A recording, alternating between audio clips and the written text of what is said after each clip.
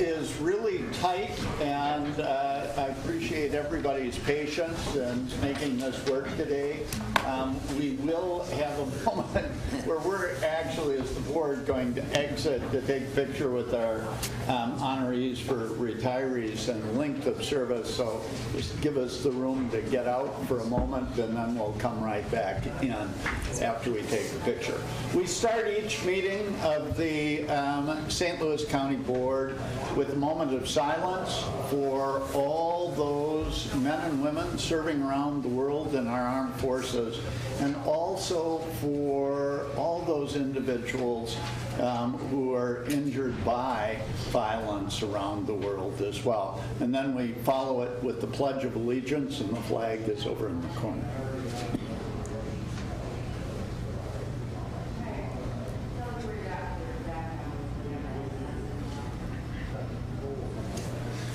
I pledge allegiance to the flag of the United States of America and to the republic for which it stands, one nation, under God, indivisible, with liberty and justice for all.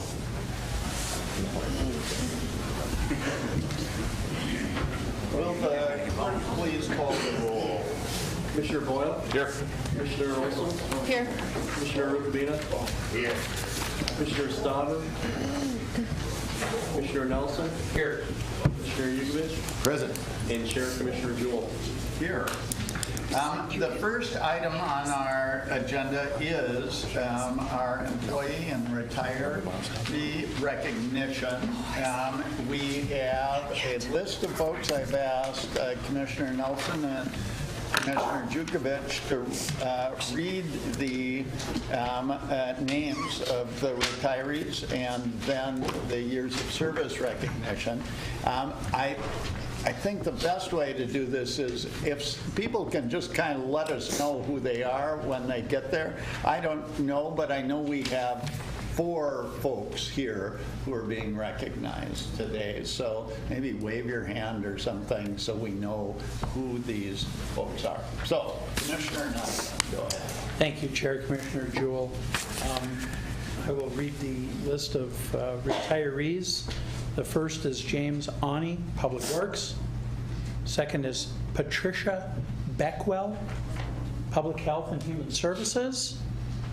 The third is a dear friend of mine, and I have to start it off with this. I can't call him Theodore Carter. Ted Carter, Jr. I hope he's here. The next is Craw Hubert from Environmental Services. John Fonderulia from Public Works. Gerald Forsberg, Public Works. There he is, sitting right behind you. Right behind me. There we go. Randy Gron, Land Department. Gregory Landgren from the Sheriff's Office. John Lindquist, we've seen John here, I know. Where's the hand? There it is. John Lindquist, Environmental Services. George Maris, Public Health and Human Services. Jane Pedersen, Public Health and Human Services. Lynn Sunstall, Public Health and Human Services. And Robert Walker from Public Health and Human Services. For all the retirees.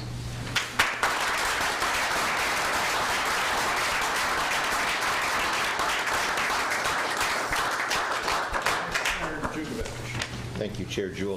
For years of service recognition, under 25 years, we have Candida Nelson from the Attorney's Office. Okay. We have 30 years, Margaret Olson from Public Works. Congratulations. 40 years, we have James Schuster from Public Works. Okay. And 40 years, we have Roberta St. Lawrence from Public Health and Human Services. Congratulations.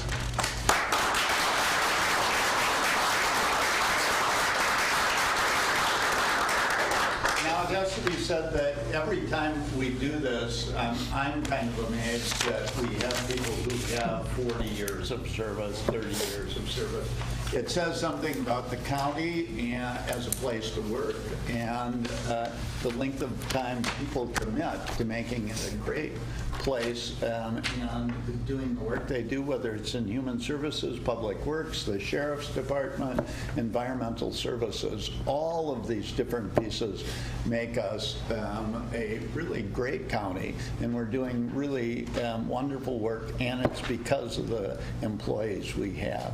So again, thank you all, and we're going to try this. I think this is a bit of a test, but we're all going to exit and take a picture with the county board outside in the front room. The rest of you stay in place, and we will return.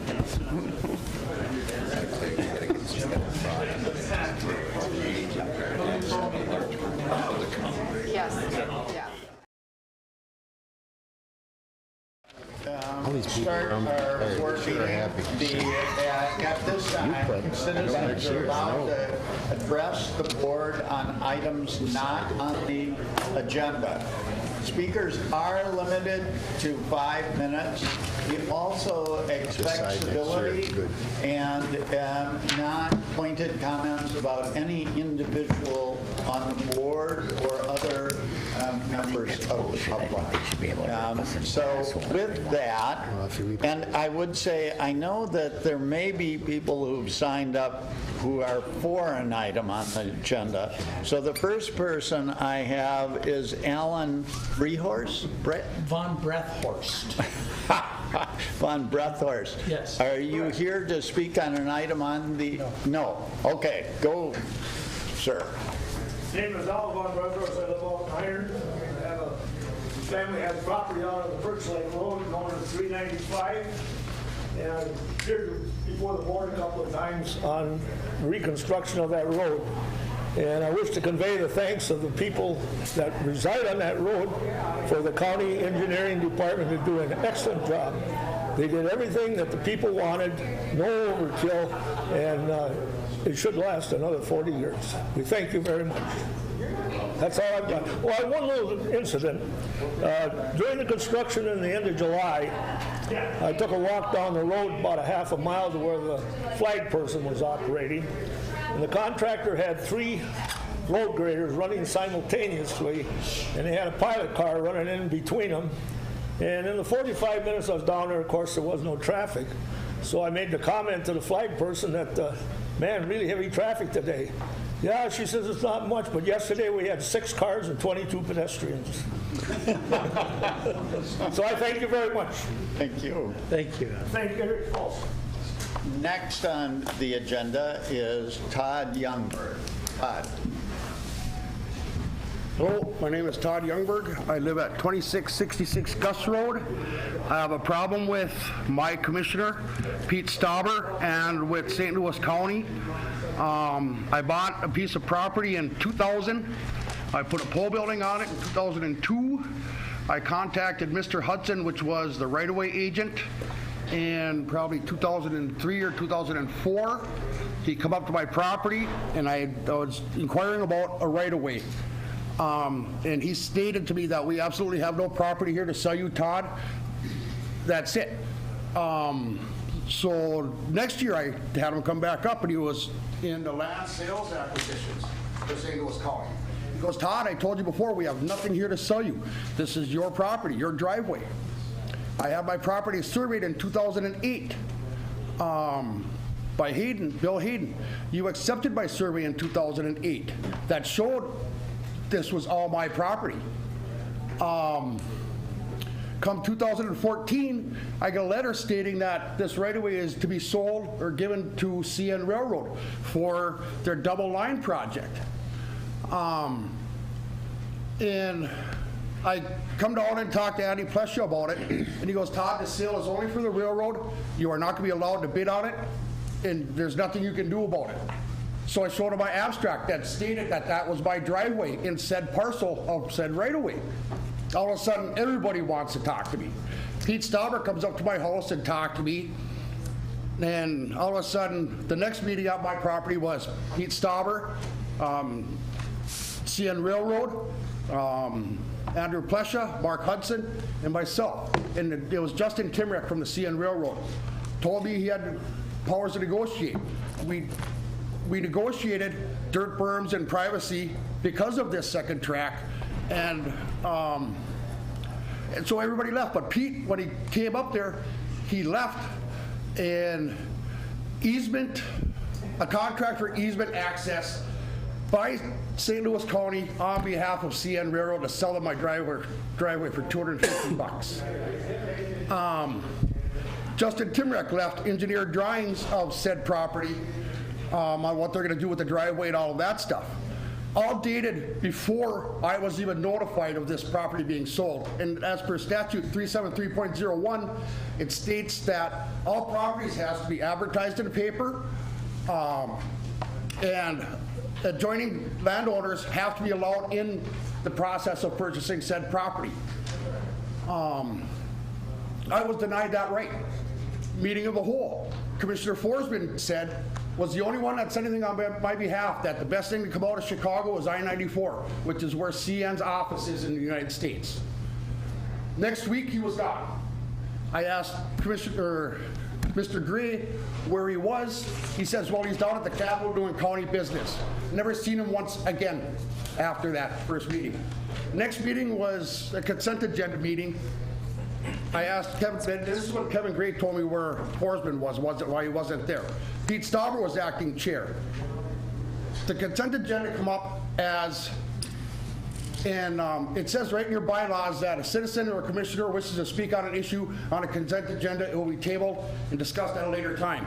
My commissioner, Pete Stauber, the one that brought this contract for the county for me to sign and sell my driveway, was acting chair. They discussed it, voted on it, did not allow me, ask if there's any opponents or proponents to the resolution. Boom, done. Nothing I can do about it. That's why I believe Pete Stauber is not a good person, is not a good commissioner, is not good for the state of Minnesota, and he should not be allowed or be voted in. And I see Mr. Jewell is calling me on my time, I think. I wasn't.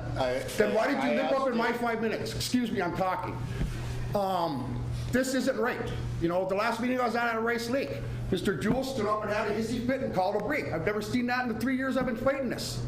Mr. Youngberg, I asked you to be civil. We will take an adjournment if you continue. I am civil. I hired an attorney to help me out this situation on October 29th, 2014. Discussed what's happening with the county, with the railroad. He accepted my money, accepted my case. And I didn't hear nothing from him for a while until all of a sudden the CN Railroad 4 months later decides to put an ex parte harassment restraining order on me because I parked a vehicle on my property. And they said I was impeding progress. You know, and I go to speak to Mr. Burns and he set up an appointment with Ken Kimber, a junior attorney. Ken Kimber and Mr. Burns did not show up for said meeting. Ken Kimber informed me that Mr. Burns has a conflict of interest. He's St. Louis County's attorney. Your time is up. My time is up, and I don't want to, but this isn't right. This county is terrible. The people are terrible that run it. They could care less about the citizens. This property that was said was abandoned by the state of Minnesota 34 years before any of this ever happened. And this is how the county treats their citizens, by giving their property away and allowing them to believe that they own said properties. And when Kim Mackey told me the county does not have to register ownership of any of their properties means the county believes that they can have ghost properties, and the citizens of St. Louis County are not privileged in knowing about it. Mr. Youngberg, we're going to adjourn. We are adjourned until such time. Can't handle the truth. This is everybody here. Thank you very much.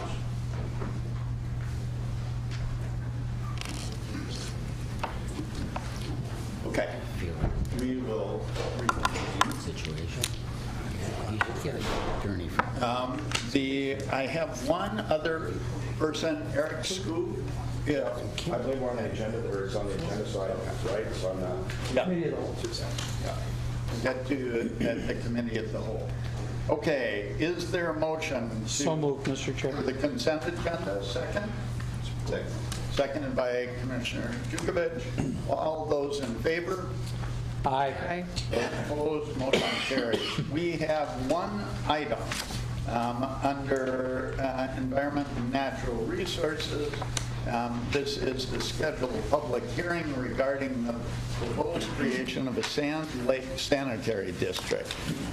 It has not been to committee, so we need to a motion to Suspend the rules. suspend the rule. I'll move, Mr. Chair. Oh, made by Commissioner Rukavina, seconded by Commissioner Nelson. All those in favor? Aye. Aye. Those opposed, motion carries. Does somebody want to move that? I'll move 17-416. And I'll support it, Mr. Chair. Commissioner Rukavina, seconded by Commissioner Nelson. Administrator Gregg. Well, thank you, Mr. Chair. The action before the board is to establish a public meeting for a month from now, November 28th, to discuss the proposed creation of a Sand Lake Sanitary District. Director St. Lawrence is here and can give further background. But I believe he's met individually with commissioners, and also that representatives from the proposed or potential sanitary district have approached individual commissioners as well. Again, today's action is to establish the public hearing. I would note that the role of the county is because of the unorganized township status. So as such, it's our responsibility effectively as the town board to make these decisions. And again, the focus will be to inform citizens on the potential creation of a sanitary district supporting the Sand Lake area. It's good discussion. Commissioner Rukavina, do you want to say anything more about this? No, I mean, we have another agenda, a lot of people in the room, other than the fact that, this committee proposing this has worked very hard. I see Ted Luema is here just in case there were any questions. They've done a couple of surveys, one very recently, and the numbers are, there's 164 properties within the proposed sewer district boundaries. 86 proposed properties support the idea, 25 are neutral, 30 are opposed, and there were no responses from 23 people. So, moving ahead with this, members, after the public hearing, should we choose to do that, means that, this committee would be formed, or this sewer district would be formed, but not necessarily that it would move forward until, like the other sewer districts that St. Louis County's been involved in, whether it's Crane Lake or Cabotogama or whatever, until we get a lot of money from outside sources to buy down the costs, that it would move forward. So I think it's a good proposal, and just look for your... It's our first step. So, okay, all those in favor? Aye. Those opposed? Motion carries. Is there a motion to adjourn? Or not adjourn, but we don't have any other items under board. Mr. Chair, my question would be of administration, if there are any items on the committee of the whole that would require us to go committee board. Right. Administrator Gray? I think we talked about this. Mr. Chair, I don't believe so, Commissioner. So, I think as we talk about the agenda of the committee of the whole, there's a large number of people here on a particular issue. If there's a way to accelerate that, that might be a good courtesy. Yep. Okay. I had a motion to adjourn and a second. Seconded by Commissioner Nelson. All those in favor signify by saying aye. Aye. Those opposed, motion carried. We will jump right into our committee of the whole. Will the clerk call the roll? Commissioner Boyle? Here. Commissioner Olson? Here. Commissioner Rukavina? Present. Commissioner Stauber? Commissioner Nelson? Here. Commissioner Yugovich? Commissioner Yugovich? You want to? Chair Commissioner Jewell? He didn't say Chisholm, did he? I'm the one that's here yet. Aren't here. Okay. So with that, we have a consent agenda. Is there a motion to approve it? I'll move it. Is there a second? Seconded by Commissioner Olson. Are there any items to be pulled down? Yes, Commissioner. Chair, I just got a question on number 3, so I'd like to pull down. 17,465.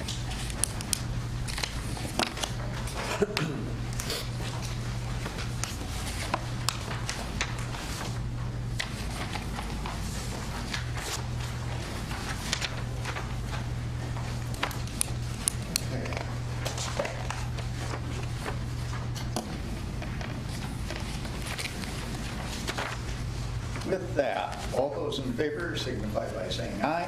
Aye. Those opposed, motion carries. What I think I'm going to do is move to finance and budget initially, because we do have many members here to talk about specific issues related to insurance, as I understand it. And I'd look to Commissioner Nelson to lead off with this. Thank you, Chair. Commissioner Jewell, we do have a number of items under finance and budget for today, and with your permission, I'm going to deviate from the agenda here and move immediately to item number 3. This is a resolution implementing recommended 2018 health and dental plan rates for employees and retirees, and I would move it. Is there support? Support. Supported by Commissioner Rukavina. I would turn to Administrator Gray. Thank you, Mr. Chair, and I'm going to tag team this with Director Gottschalk.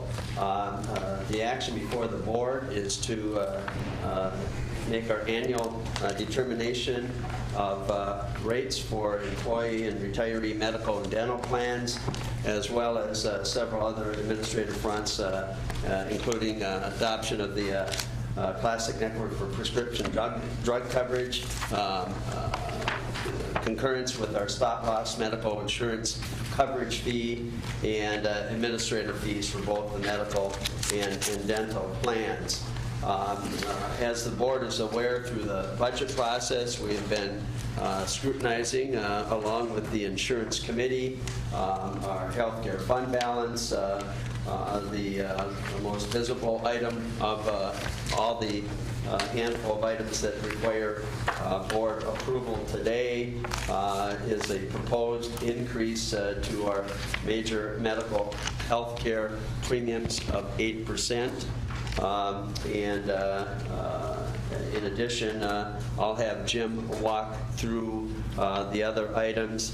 Just by background with respect to the health care premiums, we had the previous 4-5 years averaged approximately 1.2%. The last 2 years, this year's proposed increase, or actual increase, was 12.5%, and that is followed by 8% this year. That's based on an assessment of the healthcare fund balance, projected claims levels, and participation in helping to support and maintain our self-insured fund. I'm going to let Jim talk a little bit more about the decision-making behind this. Auditor Dickledge has been involved. The insurance committee has been very engaged on this. I would be remiss if I didn't acknowledge that there was not complete consensus as to the proposal and support for an 8% health care premium increase. And in some cases, the ranges were as low as, can we keep it at 0%?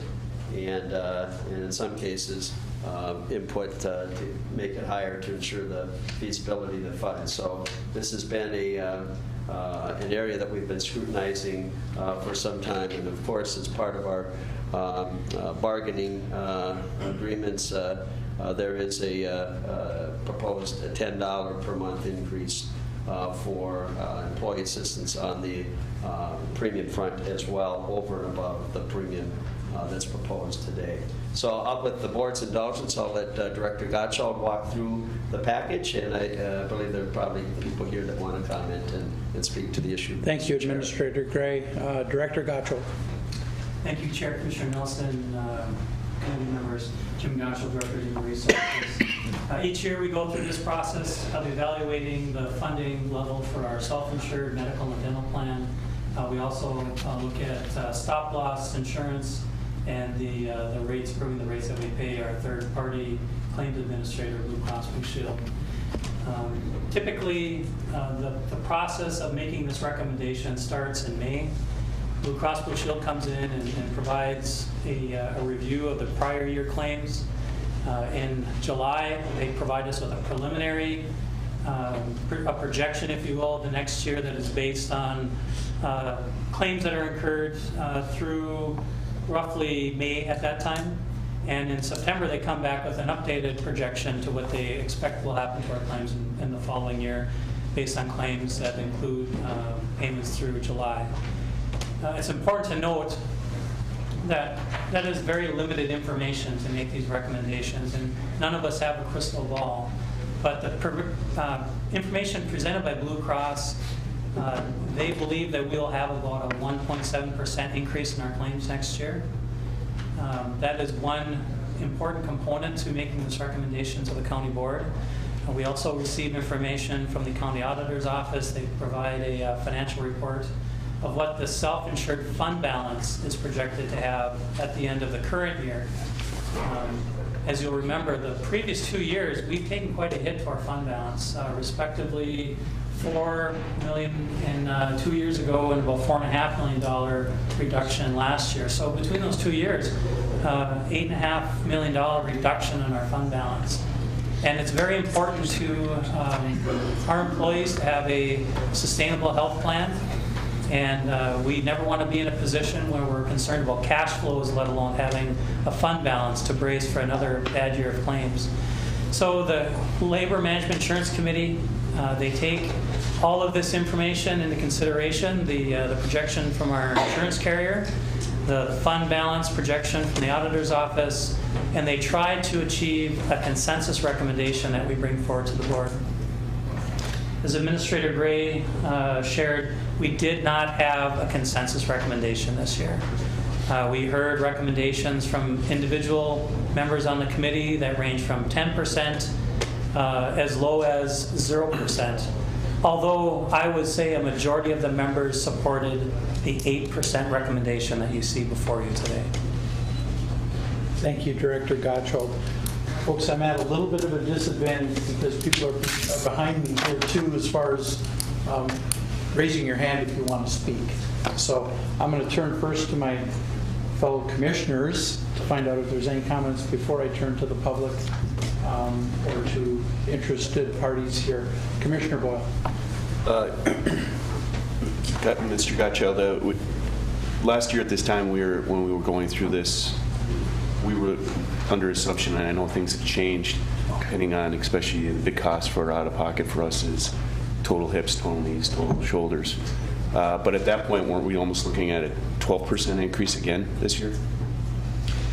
Chair, Commissioner Nelson, Commissioner Boyle, Commissioners.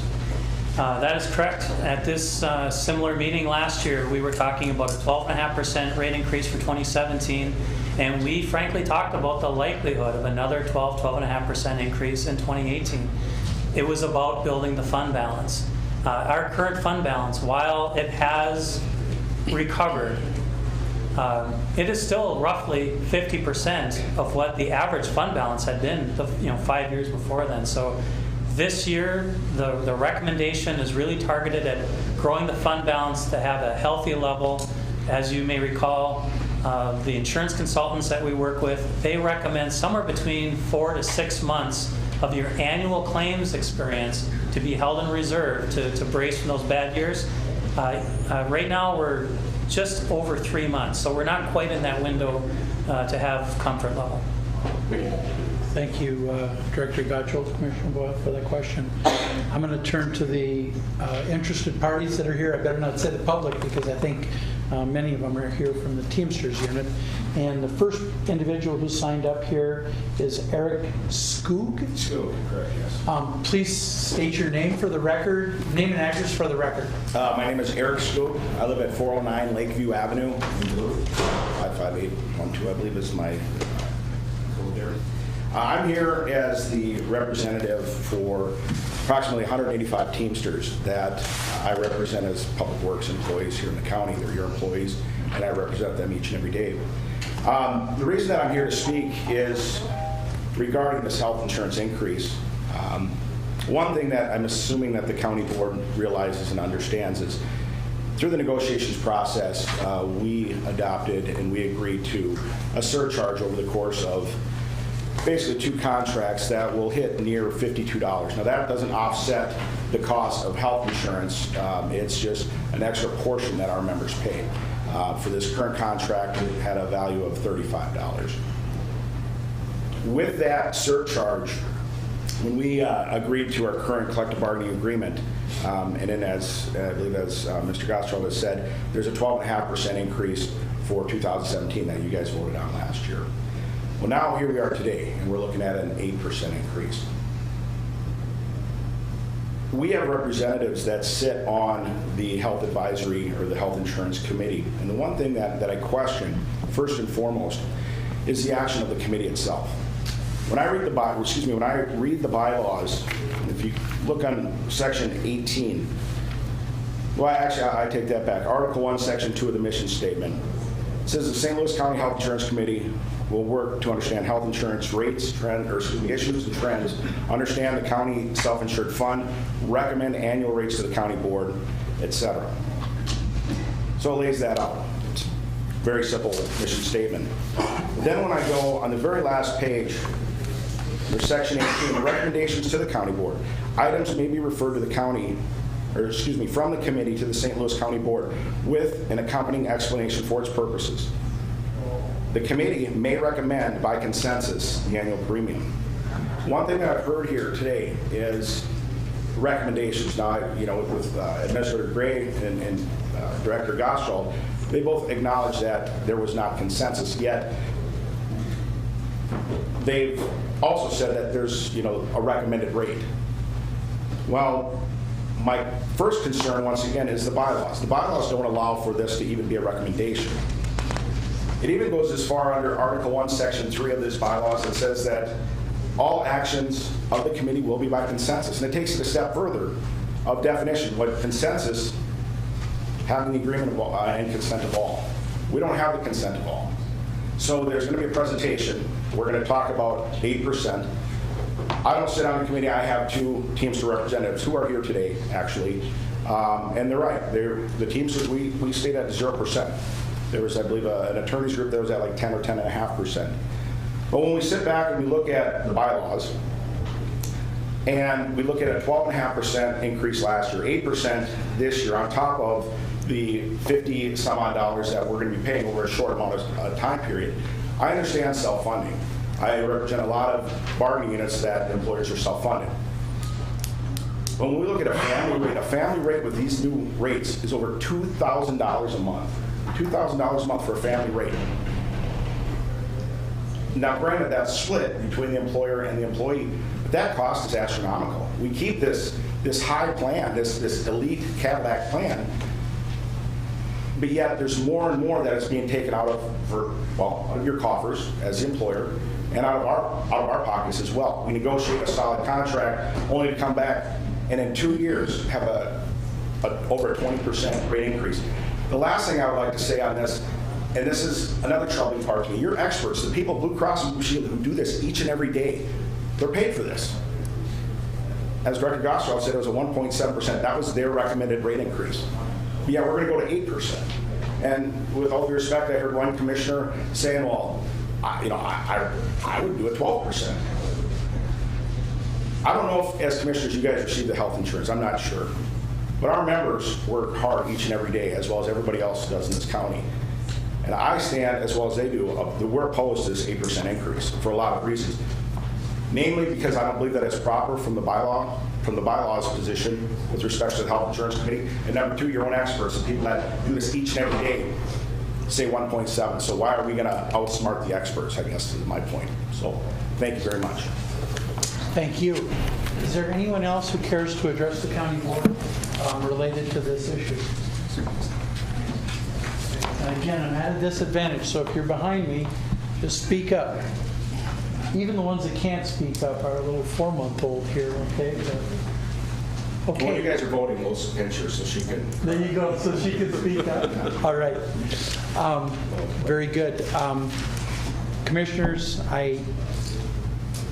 I'm going to comment on this, and normally I'd wait till the end, but you heard Mr. Skoog say that there is one commissioner here that even advocated for 12 and a half. That would be me. And folks, I've been around this gig quite a while. Some would say too long. But I remember being in this position. And I remember coming on this board when we had a fund balance that was tickling that $5 million range. And we worked really, really hard. The board worked very, very hard and got that fund balance at a point where quite frankly, I'm glad we were there. Had we not been there, imagine those $8.5 million worth of claims and where we would have been sitting. Earlier this year, Administrator Gray and I sat down and had a discussion about this, and our discussion really was between 10 and 9%. Administrator Gray at that point was saying, I think we could go 9, and I kept saying, I just don't feel comfortable. I want to make sure we have that fund balance at a point where we can maintain the quality of health care that we have for our employees, and that's throughout St. Louis County. I don't think that fund balance is adequate. I know that moving forward, we're going to have to make some adjustments. I know that. I wish I had an answer, to be honest with you. Why I don't have answers in my mind is because I don't know what's going to happen at the federal level. If I had a better handle on where we were at the federal level, I don't think I would have the angst that I have in dealing with this self-insured fund. My biggest fear, is that the feds will do what they normally do, which is wrap it all up in a package and say, here, Minnesota, you've got X amount of money to work with. And now it's up to you to figure it out. And that X amount of money will not be anywhere near adequate to fund MNsure and other programs in Minnesota. Consequently, the hits will come back and fall on the county. The last time when the federal health care plan came out, look, we took a $2 million hit right off the bat. And we've taken other subsequent hits as a result of it. So that's where my angst is on this in terms of total budgeting, not just budgeting for the health care plan. I'm willing to support the 8%, and I would caution everyone, our health care advisory committee is just that. It falls on this board, administration, and the decision of this board to maintain the viability of that plan. I truly appreciate the work and the good work that's done at the Health Insurance Committee, but it is just simply that, advisory to this board. So wherever they came, this board ultimately, it falls on our shoulders to make that decision. Commissioner Boyle, and then Commissioner Jewell in that order. Commissioner Riccobene, did you have your hand up too? So I have Boyle, Commissioner Jewell, and Commissioner Riccobene in that order. Thank you, Chair, and thank you for the Teamsters for being here. And I absolutely feel your frustration on this. You look at a healthcare setting where there's not another first world country that puts more money into their healthcare system, but internationally we're ranked 36 in the world. So you wonder where that money's going. And I can tell you where it's going. It's going to big insurance companies and pharmaceuticals, the two big ones.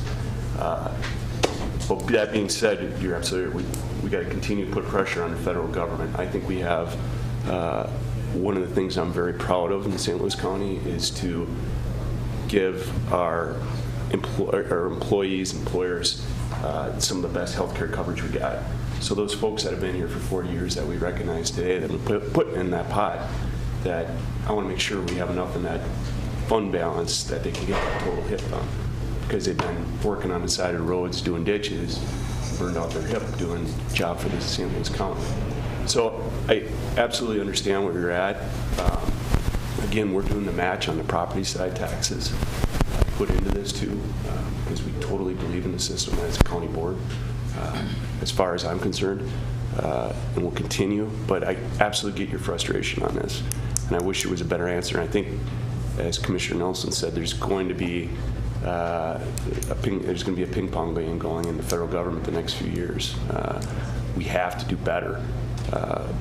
And you know, as someone that I work for you guys, you know, I'm there for you. But I got to make sure that we got that money there, because I want to make sure you guys putting in the money have that. If something, you know, horrific happens, indoor, you need a total hip knee, we have that money in that pot for you. That'd be the worst case scenario for me, is that we didn't. But absolutely, I want to work with you guys in the future. Let's sit down and talk about how we can make a difference, especially down at the federal government, because that's where it's going. We got to hit up Nolan's office, Franken, Klobuchar. Those are where we need to start with. And they have been proponents of this. So we got to keep the heat on them, go from there. But thank you for coming here. Thank you, Commissioner Boyle. Commissioner Jewell. I just want to point out one thing, that while the state governments, actually it's Republicans in Congress and our president want to take away people's health care. And it is scary, and it has the effect of us paying a lot more as a county to assure that people get covered, not you, but actually a broader part of the public. Secondly, I do want to ask either the attorney or administration, so we have an advisory committee that has in its bylaws that we recommend by consensus, and clearly there wasn't consensus. So the administration, I assume, not the committee, is recommending. But I want to kind of clarify who's making this recommendation.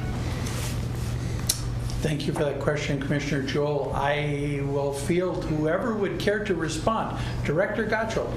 Chair Commissioner Nelson, Commissioner Jewell, Commissioners, the recommendation is coming from administration. The Health Insurance Committee is largely an educational committee. They do have a very important role in being the people who study health insurance and dental insurance and long-term disability and other closely related items in St. Louis County. These are the go-to people for making recommendations, but at the end of the day, this recommendation is coming from administration, and as Chair Commissioner Nelson indicated, this is the board's decision, but it is a recommendation from administration. That's your question. Thank you, Director Gottschall. Commissioner Jewell, did you have one? So I guess I'd ask of the attorney, we have these bylaws. I don't know what standing they have for determining this. Are these recommendations by consensus? You know, I mean, you're saying they have no power. They are... Chair Commissioner Jewell, can I cut you off, please? Yep. Thank you. Attorney Rubin. Thank you. Chair Commissioner Nelson, Chair Commissioner Jewell. The bylaws are there to help guide that committee. And I heard when this was introduced as a resolution, it was very clear what the feeling was, and that there was even a representative from the Teamsters who was not supportive of this. I mean, that's very admirable. That's the report of the committee to administration. They have a job to do. It wasn't unanimous consent or anything like that, but the record reflects that there was a good discussion. And that consensus could mean everybody. Consensus could be representative of the majority. We can get in the weeds, and you don't want to do that today, okay? It's specific in the bylaws. I'm sorry. Yeah. We have someone that has the floor, and I'm going to give you another opportunity to address it, please. Okay? Get it. Thank you, Chair. Commissioner Nelson. So when you look at this, what was presented to the board was what was brought to administration. They're making a recommendation. That's my understanding. And the record reflects what the discussions were. So I think that's helpful for the board. Mr. Chair, I've asked Mr. Scoop to go back up front so he's on the microphone, because if you have something more to add as a representative, I want to give you that opportunity. Thank you. Yeah, Eric Scoop, once again from Teamsters Local 320. The bylaws are specific. They're not, there's no gray area in the bylaws when it talks about what consensus means. And I will read once again. Well, actually, I won't read once again. I'll give it back to my perspective. But it said consensus was by everyone.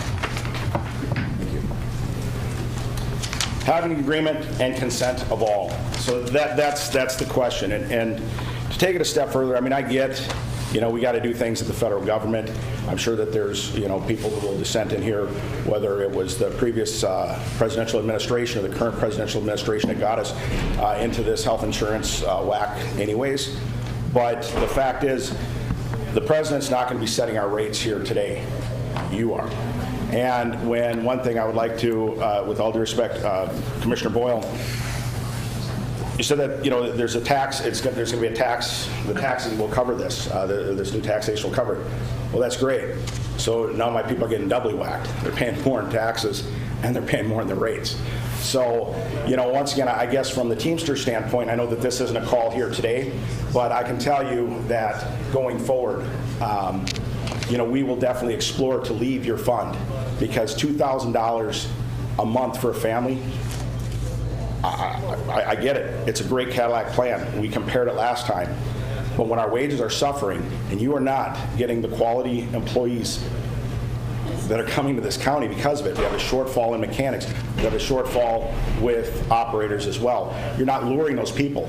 You can keep that fund, just the sterling shining beacon on the hill, but that money's got to trickle down somewhere else. And once again, as we pay more and more out of our pockets, less and less people are going to want to come here. You could put this fund at $4,000, and it could be the model of everywhere throughout the world. But the fact is, if we can't afford it, where do we go?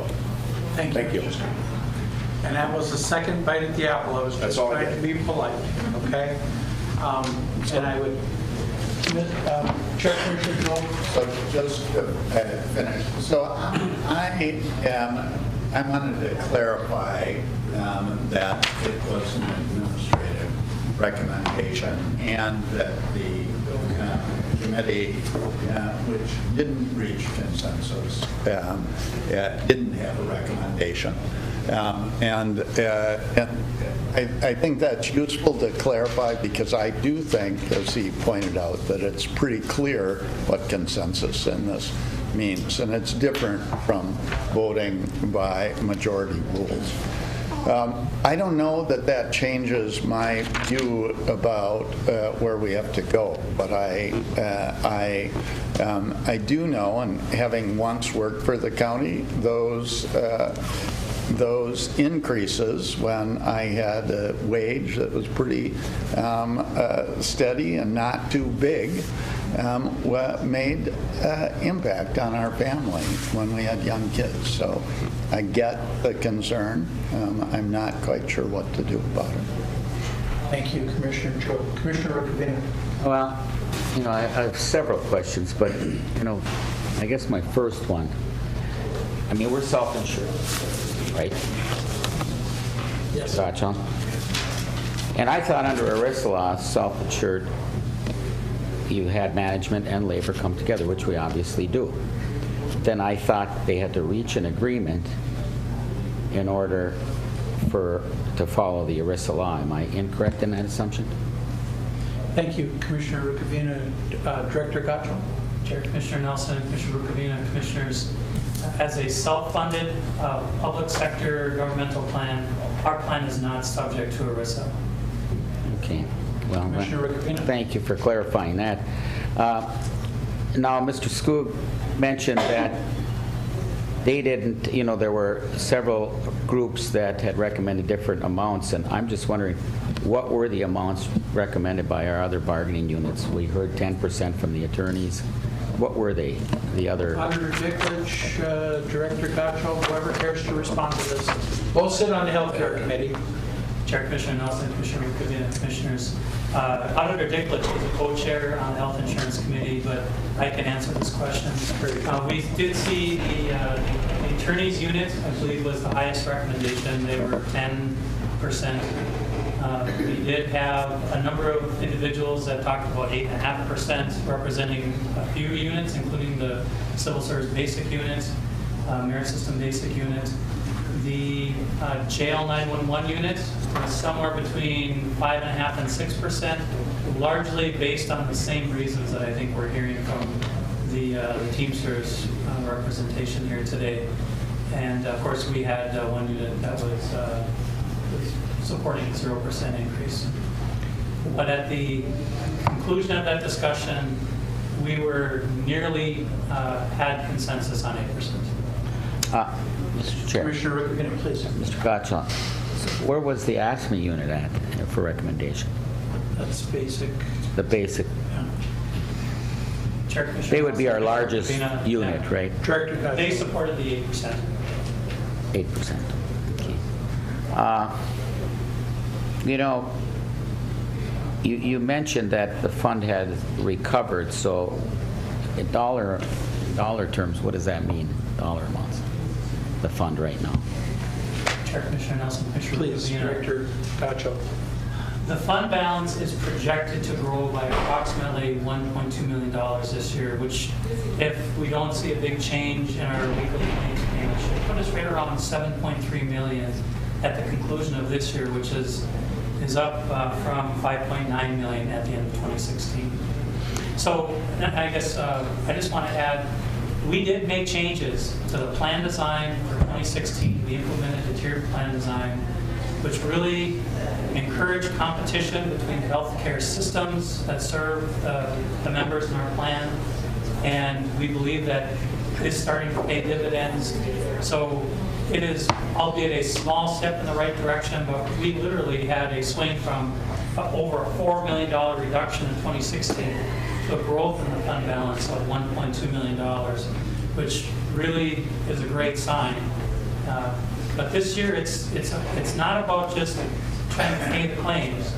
It's about trying to rebuild the fund balance to get back to that recommended level of 4 to 6 months. Well, Commissioner Rukavina. thank you again, Mr.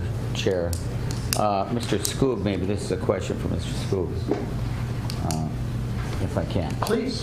I'm going to ask Mr. Skoog to please go back. Mr. Skoog. I'm going to please ask Mr. Skoog to answer the question and not go on to all of the other pieces, because I don't have any driveways that are in question, so I'm okay.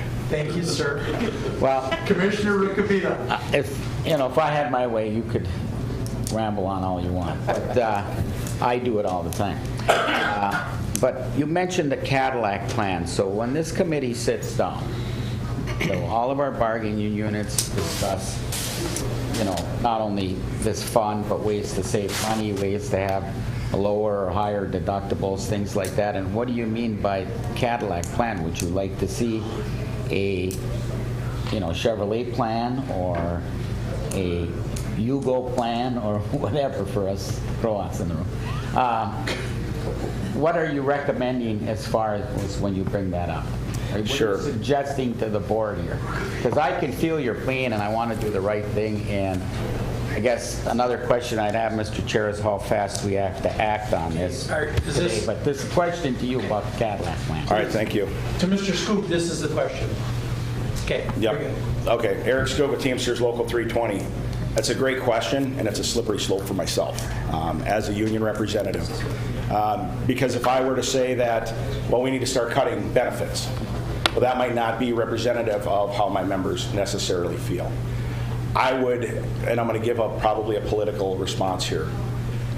I believe that this Cadillac plan, and that's just kind of the phrase that's been coined for forever, it's a very lucrative plan. It's like I said, last year in negotiations we matched up 2 other plans. One of them was a Teamster plan, and you know what?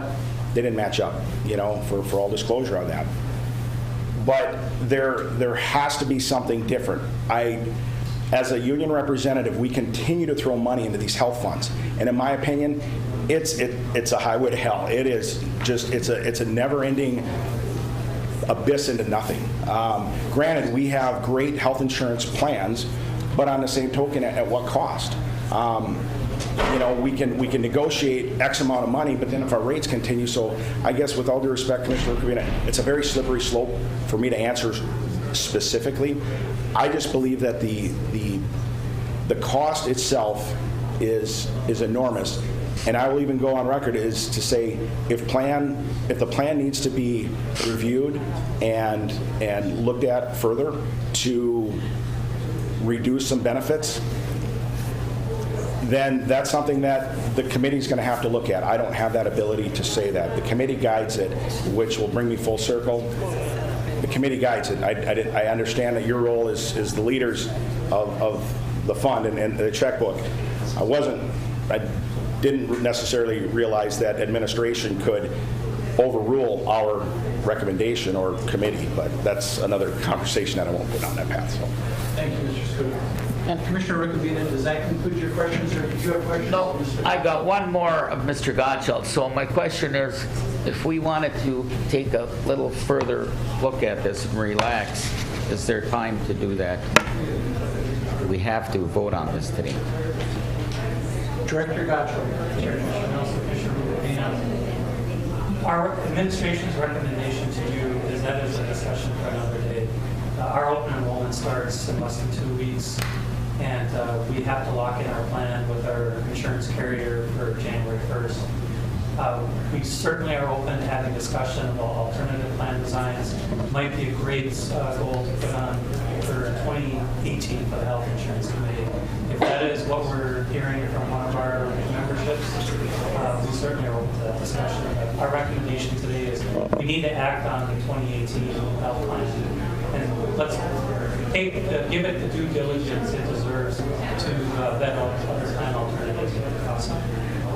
Mr. Chair, Commissioner Rukavina, please. one more. Two more. Well, It's up to you. I don't want too many bites of the apple. Okay. The whole thing. So, how often do we bid out the management of this? Has Blue Cross and Blue Shield been our manager forever?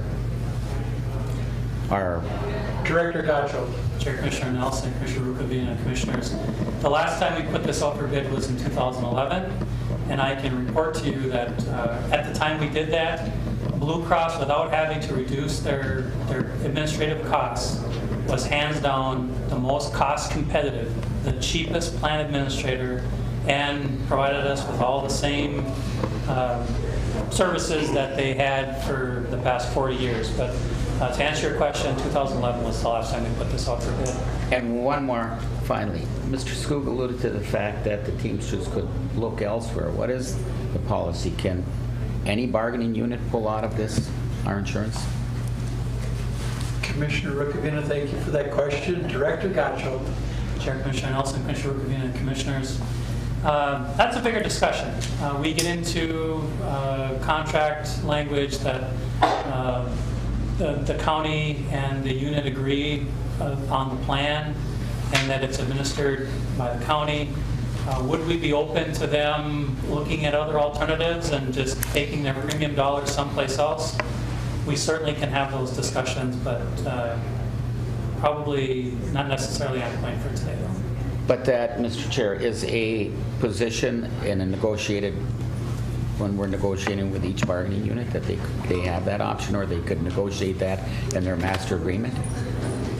Or is it already in the master agreement that they can move and go to the statewide team? Commissioner Rukavina, let's let Director Gottschalk. Well, I'm define looking it at for you. Skoog for advice on it. Okay. I'd like Director Gottschalk to define that for you. So, you understand my question? Chair Commissioner Nelson, Commissioner Director Rukavina, Gottschalk. Commissioners, that language does not exist in the collective bargaining agreements. None of the collective bargaining agreements today to take their premium dollars somewhere else. So we would have to have discussion. That would be negotiated in the master agreement. Okay. Thank you, Commissioner Rukavina. Mr. Commissioner Yukovich. And I'll certainly come back to the commissioners. Well, I was just going to ask one thing. You made the motion, I seconded it. That's correct. Could we move it, amend it to move forward without recommendation? I would certainly move it without Yes, the chair. recommendation. Again, we will be acting on this at our next board Right. meeting, but we can certainly have this discussion again at our next board meeting if that's the wishes of commissioners. Absolutely. So I will accept it without recommendation, and it will appear on the board meeting. It's a big enough item that Commissioner Rukavina, it probably should appear on the regular agenda anyhow, okay? Commissioner Yukovich. Thank you, Chair Nelson. Being new, this is my first time around for this, obviously. I struggle with 8%. I understand where we're trying to go. I understand what we're trying to do. But at the same time, I would really like information as to when the committee met, was there the opportunity to explore, or was it just, this is set forth in front of you, this is what we have, this is what the increase is? Did we sit down and take the opportunity to shop a little? Or maybe, as we heard some different people say, maybe change the plan up as we go to lower our rates. So these are just questions I had, but I struggle with 8, I really do. And it becomes a great deal. And obviously we want to get to where we are at a good place, but we have to think of the employees at the same time. So 8% seems like it's a lot for me, but obviously it'll be a group decision. Thank you, Commissioner Yukovich. First, a question, Director Gotcho. So what does the average employee then pay under single coverage and family coverage? What does the employee pay? What portion of that? Chair Commissioner Nelson, in the, so there's more than one answer to that question because it depends on what bargaining unit the employee participates in. Okay.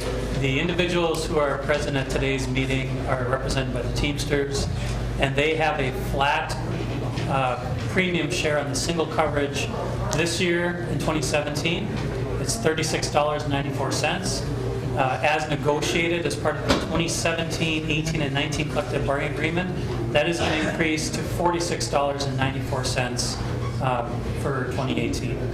Individuals who have the dependent coverage, the family coverage, pay an additional percentage, 20% of the family cost, the additional cost of that coverage. So for this, the bargaining unit that is here today, it is 20%. A majority of our bargaining units have a premium share arrangement of 30%, but our largest unit, which is the basic unit, has the largest membership. They're at 80-20, so they pay 20%. So even though a majority of the units have a premium share arrangement of 70-30, a majority of the employees share at 20%. So for this unit, it would be all in with the $46.94 for next year, plus the 8% on their share for family coverage. It would be about $276 for the family portion for these individuals. At the average employee. At the average employee. Very good. And I ask those questions. Look, I clearly understand that the amount that was negotiated for is that full $2,000 because this is part of their pay. Get all of that. And but I really have to take exception with this plan being called a Cadillac. And I've taken exception with that terminology since day one. This is not a Cadillac plan, folks. Okay? It's just not. It's a very good plan. It's a very effective plan. And we've been fortunate, I think, we've been very, very fortunate. And folks, whether you want to agree with me or not, whether you like them or not, I'll tell you what, we owe a tremendous debt of gratitude to a former attorney, Alan Mitchell, for where we are today. And I know the bargaining units will stand there and say, that guy. Well, I'll tell you what, I worked with him an awful lot, and I know that it was his efforts, tremendous efforts, that kept this plan as a self-insured plan. But to call it a Cadillac, I'm going to call it a good Chevrolet. Look, I don't like driving junk. I don't drive junk. If I had my druthers, I'd call it a good Ford. I sure wouldn't call it a good Dodge. There's no such thing as a bad one. There's no such thing as a bad one, Commissioner. But anyhow, it's incredibly important for us. Look, I think there's further conversations that need to be had. Look, I'm going to look to the Health Insurance Committee to have those conversations. I will tell you that I have been blasted in the past for proposing that we somehow look at that coverage and look at trying to figure out how we reduce this or do something to make this more manageable. So if the Teamsters unit is interested in having that dialogue, and if the other bargaining units are interested in having that dialogue as well, and I'm struggling here because I'm not facing you all, but I need to talk to the board because that's where this discussion is, then I want that discussion to take place. Look, you show a 5-year look back here. I got to tell you, folks, go back another 5 years and look at some of the increases that were there. And what we're asking taxpayers to foot the bill for here too. And that's why this county board is making the decision. Because we are asking taxpayers to foot the lion's share of what we're doing here. And I still think it's the right thing. And look, I understand the frustration as well. Commissioner Boyles is right on. I understand that frustration because we have a lot of people that are struggling out there, and health insurance is one of the reasons. But I will also tell you the #1 cause of bankruptcy in these United States of America is health bills, medical bills. So the frustration that you have is justified. And we don't have the answers here. We don't. County boards, we're on the receiving end, folks. If you think we have the steering wheel in our hands, you're confused. We receive what comes down from the federal and state government, and I don't do the politics end of it. In my opinion, they're all equally to blame out there because we sure as heck can't get anything done. And we need to get some things done. But I want to comment on a couple of other pieces here because, first of all, I want to thank Director Gottschall and all others involved on the administration fees. I know we worked that in with Blue Cross Blue Shield hard, and I think our administrative fees are still at a very manageable number. And to that, it's much to your credit and those around you that make that happen. Look, we've got our stop loss coverage. Folks, insurance companies are insurance companies. If you smash up 2 cars, guess what? Your insurance rates are going to go up. Well, we've had some stop loss problems. I mean, we've had some issues where the claims have gone over that stop loss amount. The insurance company is going to raise our rates. They're anticipating another potential stop loss issue, and I bristled at that thought because I said no, they don't get to predict what's going to happen. But when we went back and looked, the reality is that we've had some stop loss issues. You have to anticipate that the insurance company is going to go up. Now, last but not least, with Blue Cross Blue Shield, look. A lot of our retirees, I know an awful lot of our retirees that in retirement become snowbirds. I don't blame them. I wish I could go south for 6 months out of the year, or 4 months, or 3 months. I'm not a lover of the cold, but folks, Blue Cross Blue Shield is every place that people go. It's there. So when our retirees are accessing this plan, they have coverage and they have it in the area where they may be. And that has to be a component part of this as well. Many, many times coming in front of this board, and this is the last piece I'm going to add to this, many times coming in front of this board, it has been proposed that somehow we treat our retirees different than we treat our current employees. I will tell you that smart people have proposed that to me for the better part of 15 years. And this stubborn Norwegian has said, baloney. Our retirees worked here, some of them for 40 years, Commissioner Jewell, right? And by gosh, I believe they should have the ability to stay in our plan. The issue is, a lot of them don't, because our plan is expensive. A lot of them don't. And that would be something I'd like to see us work on, because my hope for each and every employee that's here today is that you're able to continue to work for this county and retire from this job and and have adequate health care coverage when you retire. So we've got a big discussion ahead of us. The 8% today, even though we're doing this without recommendation, it'll be coming back next week. Look, I support it 100%. But if you go back 5-6 years, I remember us compromising at 12%. I remember administration's recommendation coming in at 16%, folks. That's where we were 10 years ago, 12 years ago. So this is, for me, this is Groundhog's Day. We're right back where we were. And I'm not happy about that either. But I'm going to vote for the 8%. I look forward to many of my fellow commissioners taking some time in the coming week to really bone up on the rest of this, because I got to tell you, the first 5 years I was a commissioner before I really understood all of the nuances of our health care plan. And that's just the truth.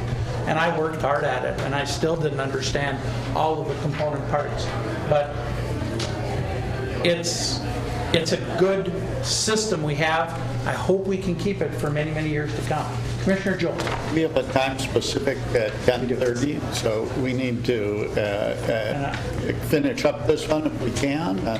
Commissioner Joel, I'm going to look to my fellow commissioners and administration if they have any further comments, because I think it's important that we resolve this issue and as employees get an opportunity to head out of here today.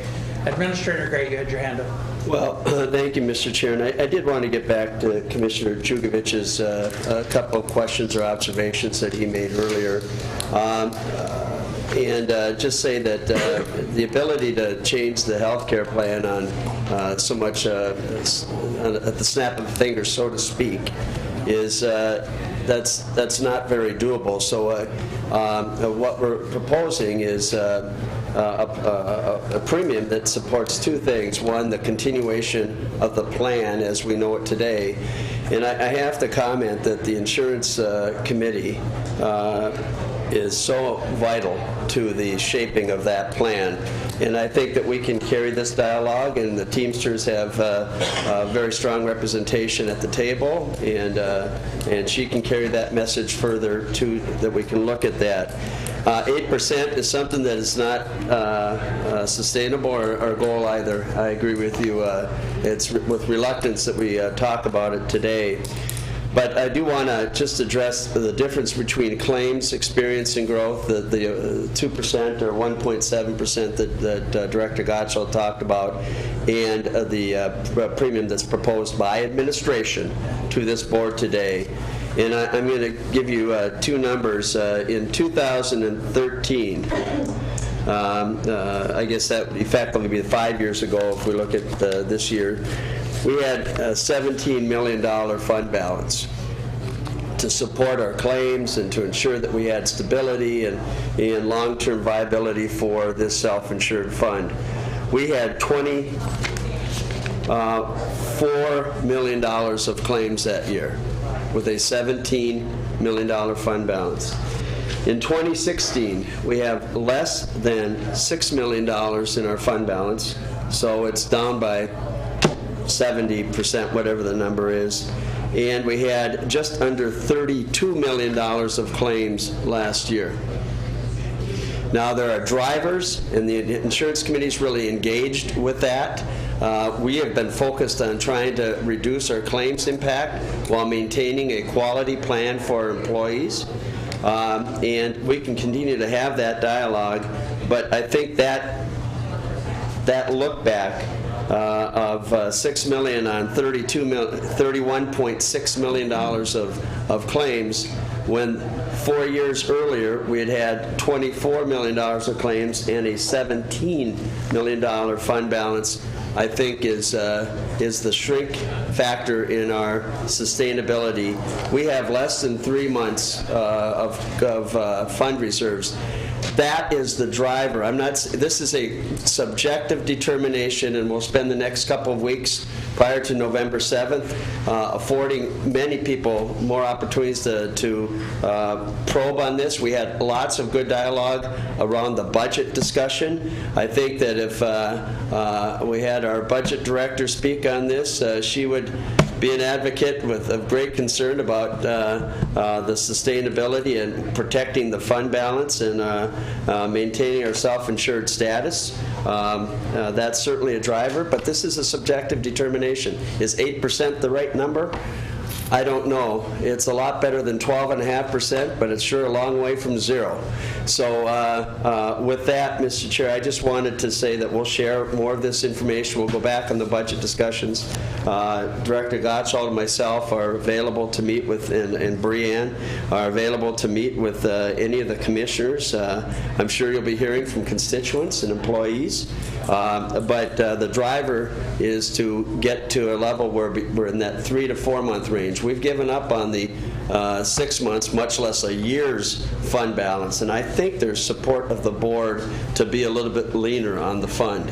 But the increase that we're looking at projected this year in 17, with the first year of the additional surcharge that has been bargained for, and the Teamster representative is spot on. This is a new cost, and this is an additional cost. But at $2,000, is it a Cadillac plan? I tend to agree with Commissioner Nelson in saying that this is a comprehensive plan that has been fought for very hard by employees over the years to have this option for coverage. If there's going to be other dialogue in the bargaining table, certainly that's the prerogative of the units. But right now, the Insurance Committee has been working on trying to manage claims, understand what the trends are, ensure that we have a viable plan, and our recommendation, our being HR and admin today, is, again, subjective. Is 8% the right number? I don't know, but it is intended to ensure that we have at least 3 months of fund reserves based on the claims projections that we have today. And if we can turn this around a little bit, and sometimes there's such a thing as a run of bad luck, and when you have claims jumping 3, 6, 7 million a year over 3 years, that's a tremendous hit to our ability to sustain that. And I hope that we've done some things with the help of the committee and a lot of input from them to help stabilize our claims experience. And I think that we'll see, and I'm crossing my fingers, that we'll have lower premiums in the future. That would be the goal. There's no incentive for administration to have an 8% other than we think it's an appropriate fiscally responsible recommendation. This board has leeway to look at it and further, and we'll have that conversation in a couple of weeks. Thank you, Administrator Gray. Commissioners, anything further? Commissioner Rukavina. One quick question, Administrator Gray. If there is a reserve and the fund runs dry, where do you get the money to cover everything? Where do you fall back on when you're, say, in the middle of and the budget's been set? Has it ever happened? Mr.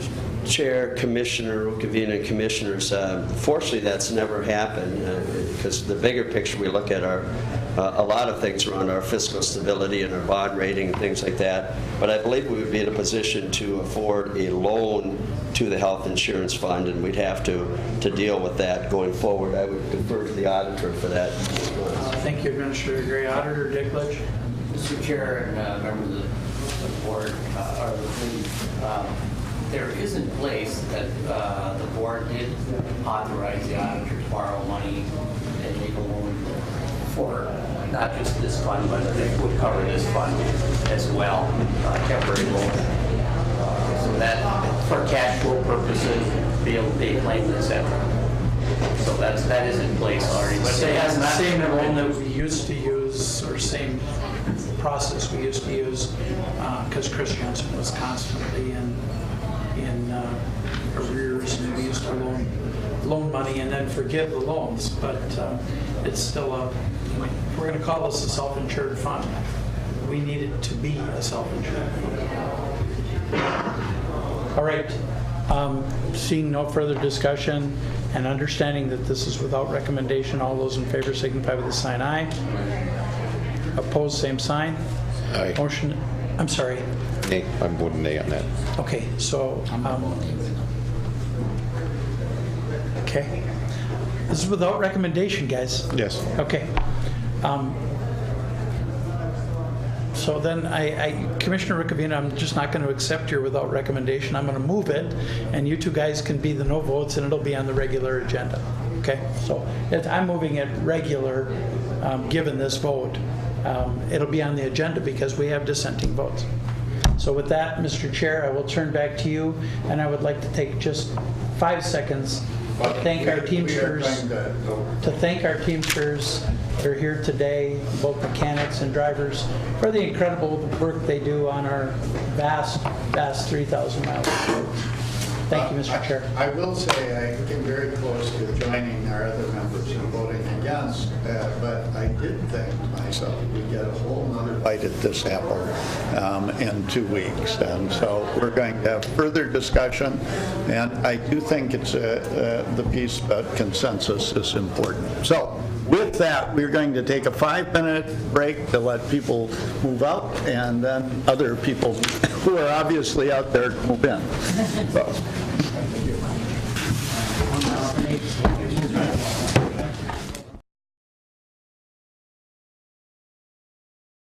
Started. We have a time-specific presentation on the Lake Vermilion Trail System. Sorry that it's not as time-specific as we might have wished. But Holly Larson from the National Park Service is here. I have to say that Holly and I have worked on other things together related to part of the Continent Partnership, and she does great work with the Park Service. So thanks for being here. And I assume our administrator is not in the room, so I assume you're going to introduce yourself. Go ahead, Holly. Okay. I'm an outdoor recreation planner with the Community Assistance Program of the National Park Service. So my name is on your agenda, but the person who's going to be giving this presentation is from the Lake Vermilion Trail Steering Committee, and there are a number of people from the steering committee in this room to support the project. Josh Gilson, who's the president of the Lake Vermilion Resort Association, is going to give the presentation. Okay, Josh, welcome. Thank you, and thank you for having us and taking the time to listen to the presentation today. Like Holly said, my name is Josh Gilson. I'm the current president of the Lake Vermilion Resort Association.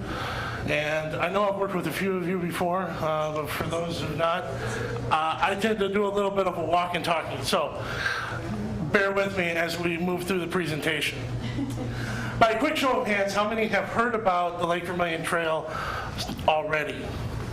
Okay, so some familiarity throughout the room. So again, to try and stay within our time crunch and get you all back on track, I'll do my best to be brief and answer any questions that you have. You have the time allotted to you, so don't worry. That's all right. All right, quick outline. What we're going to do today is we're going to go through the presentation, talk a little bit about the trail, the current efforts that we have going in supporting the trail, of course, our proposed Joint Powers Board agreement, and then also a few specifics on trail costs, timelines, and at the very bottom there, why you should join us in supporting the trail. The vision, the Lake Vermilion Trail will be a premier paved scenic route providing an opportunity for healthy, safe, and non-motorized year-round transportation and recreation connecting Cook and Tower Sudan in the beautiful natural landscape south of Lake Vermilion for residents and visitors.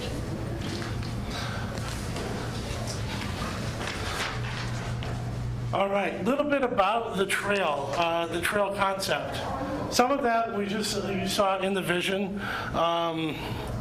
This is going to be a paved trail, two-way trail, non-motorized use. We're thinking approximately 40 miles long, depending on the routes that we take, of course, as we move forward with the planning process. It is going to parallel both the western and southern shores of Lake Vermilion. It is connecting the two closest cities to the lake, both Cook and Tower. It's also connecting to existing trails. We'll have a map up shortly to show you current trails and also the proposed trail to connect with Boys Fort, Greenwood Township, the Mesabi Trail, and the Tower Trails as well. This is going to be both scenic and separated from the roads, again, depending on the routes that we are able to take moving forward. But truly, we're looking at a safe, non-motorized transportation and recreation for all those, both living and visiting Lake Vermilion. A little bit of history about the trail. The Lake Vermilion Resort Association, that's us, started this planning process in 2010. So there were a number of things, ideas that's been a pipe dream for a long, long time, and now that we're finally starting to see some traction. The steering committee was first convened in February of 2011. Of course, from there, the Lake Vermilion Trail Plan was created. After the plan, we did a location study in 2013. We partnered with ARDC to meet with government entities on feasibility studies and a number of other projects. And of course, the steering committee continued its partnerships and works with the National Park Service and ARDC as well in 2015.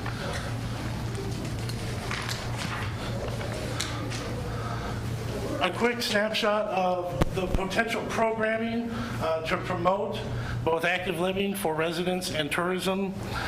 This was, of course, a brainstorming session during one of our steering committee meetings where we talked about all the wonderful things that a trail would provide for both our community and our visitors.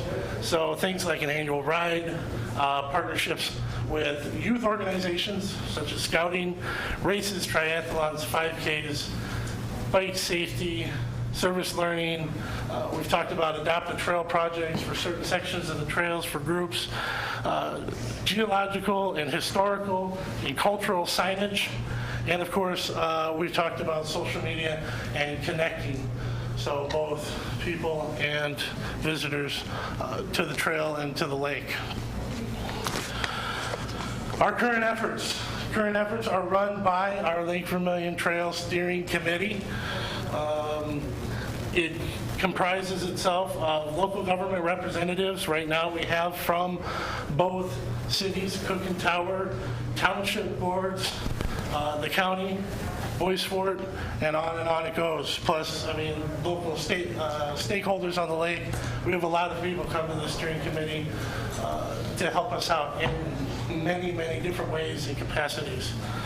So, of course, local residents and business representatives as well, the Lake Vermilion Resort Associations, and the list goes on and on.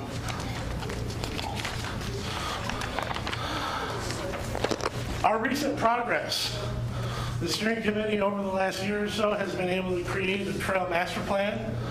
So we've completed a draft for public review.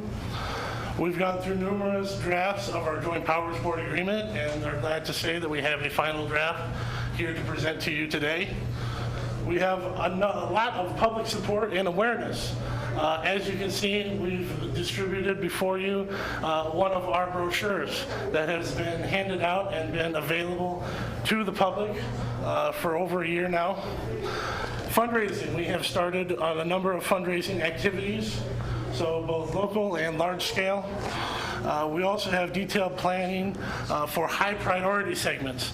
So we've gone through the trail and the progress and the process, and we have slowly started to put together a priority list of how we should move forward in constructing the trail. Which, of course, the trail segment prioritization. So they agreed to include 4 planned trail segments as high priority. Right now, those 4 segments here are the Fraser Bay Public Access to Greenwood Town Hall, which is, of course, you can see labeled in red, through unorganized townships. That's where y'all come in. Head of Lakes Bay to Wake 'em Up Campground, Hoodoo Point to the Brighton Trail, and of course Tower to Highway 69 intersection there at the Y Store, Tower to the Y Store. A list of accomplished goals, things that we've been able to do already.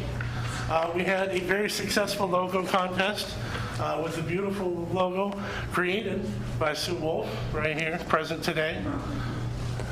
We've done some preliminary fundraising. The Lake River Resort Association has cut a couple different checks to help pay for ARDC's involvement and a few other things. Boys Sport has also extended us some money. We've worked with Lake Country Power and the Roundup program. And we've also had a number of private donors, most of it coming from the fundraising, from the brochures that you've seen in the festivals and events that we have participated in and gone to spread the word and collect money. We've created a number of marketing tools, the brochure being one of them. We've created a website and a Facebook page, so we do have a social media presence out there. I suggest if you haven't seen it, like it, follow it, join it.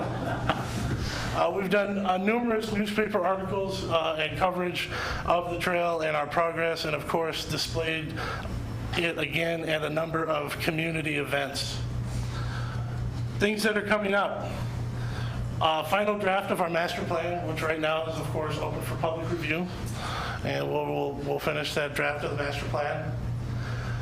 We're doing community meetings for public review.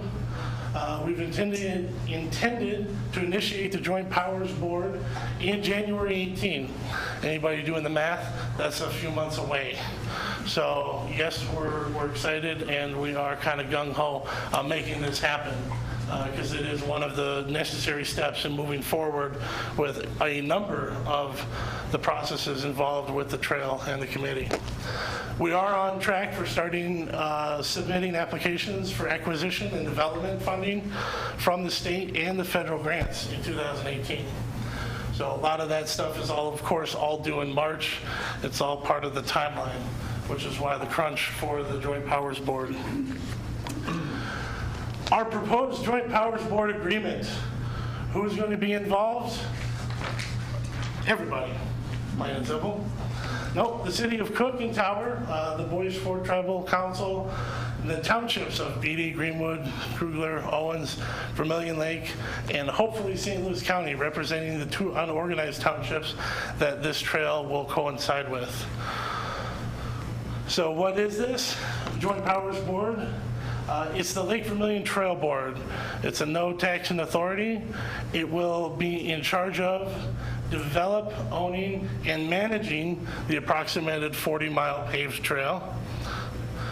So, of course, one appointed board member per organization or township or community, county. We're doing a $1 per capita annual membership in dues. So, $1 per capita in annual membership dues. So the county commits for two unorganized townships, which we're thinking, again, without approximate or census data from the county, most of the townships and cities are approximately between the $200 and $500 range, again, depending on that per capita, and needing to look at the census data. Of course, in the very bottom is support. The Trail Steering Committee, which will, once the Joint Powers Board is enacted, become the Lake Vermilion working group. So from a steering committee to the working group, to remain active, of course, in a fundraising, planning, and marketing capacity.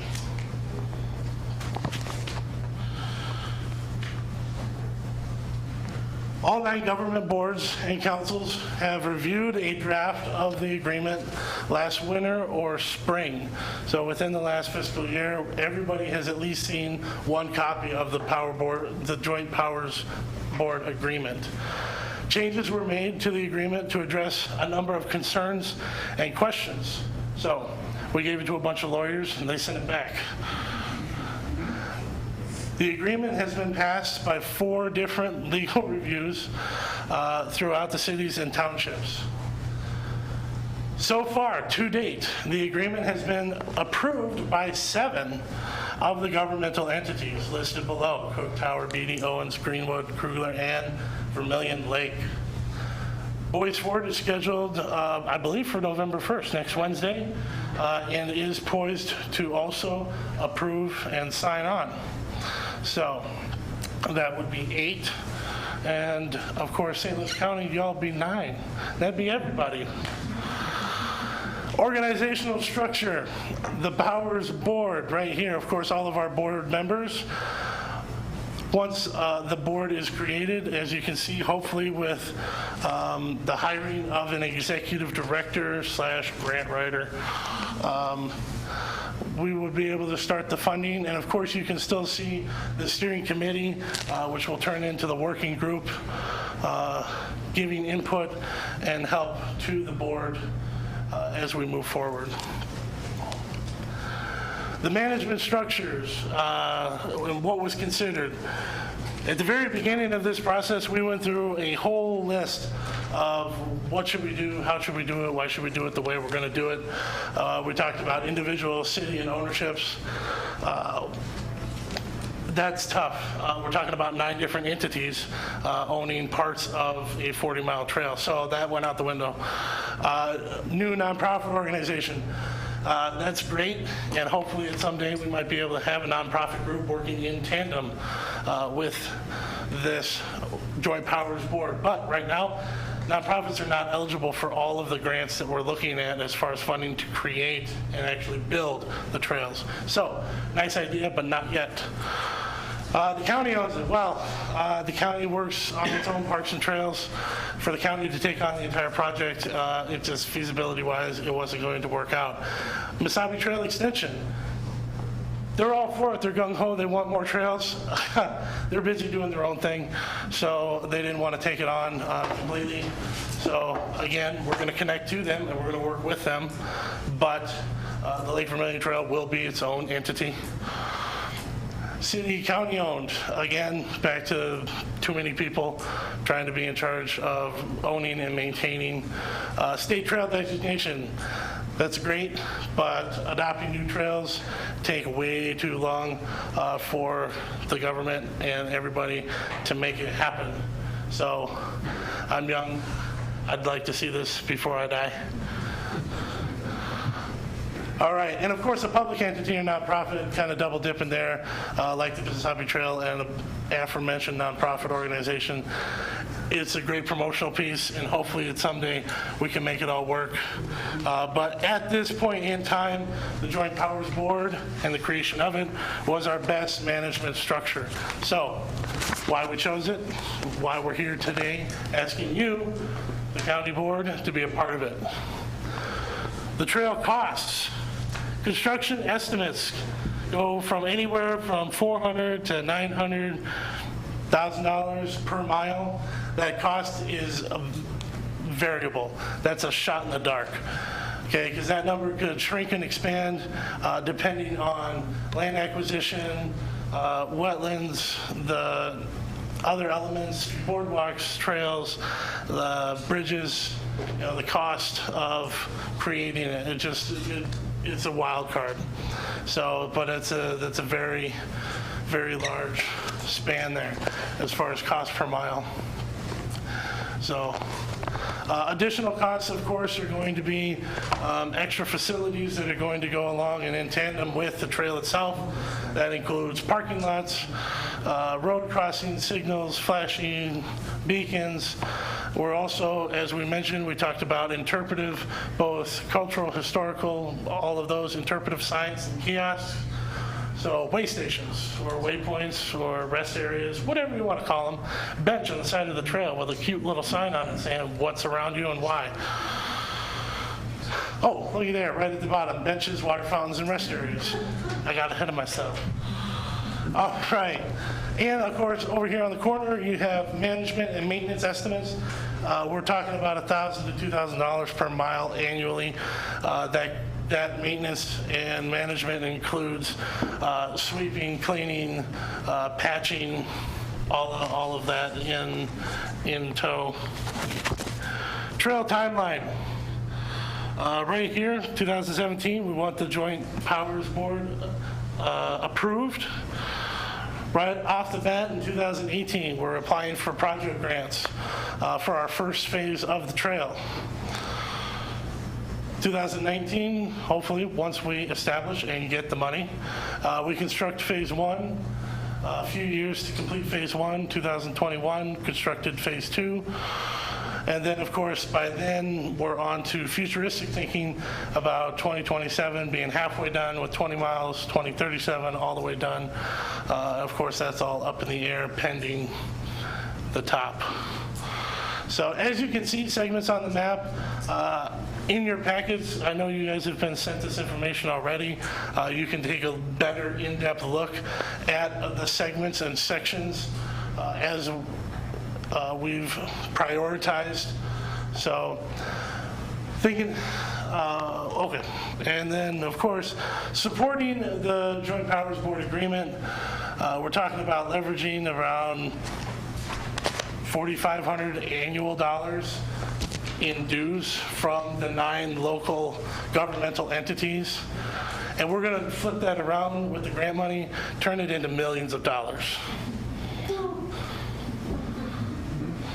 $5,000 for millions of dollars. Let's say that one more time, just in case it didn't sink in.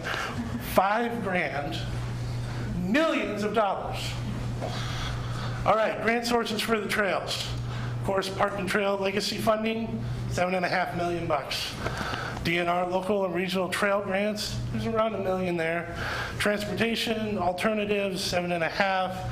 The land acquisition, 16.4, outdoor recreation, transportation state bond funding, IRRB, private grants, and let alone the private fundraising from stakeholders on or around the lake, like myself, as a resort owner, and private landowners, and everybody involved. There's money there, there's money to be had, and we can make this happen.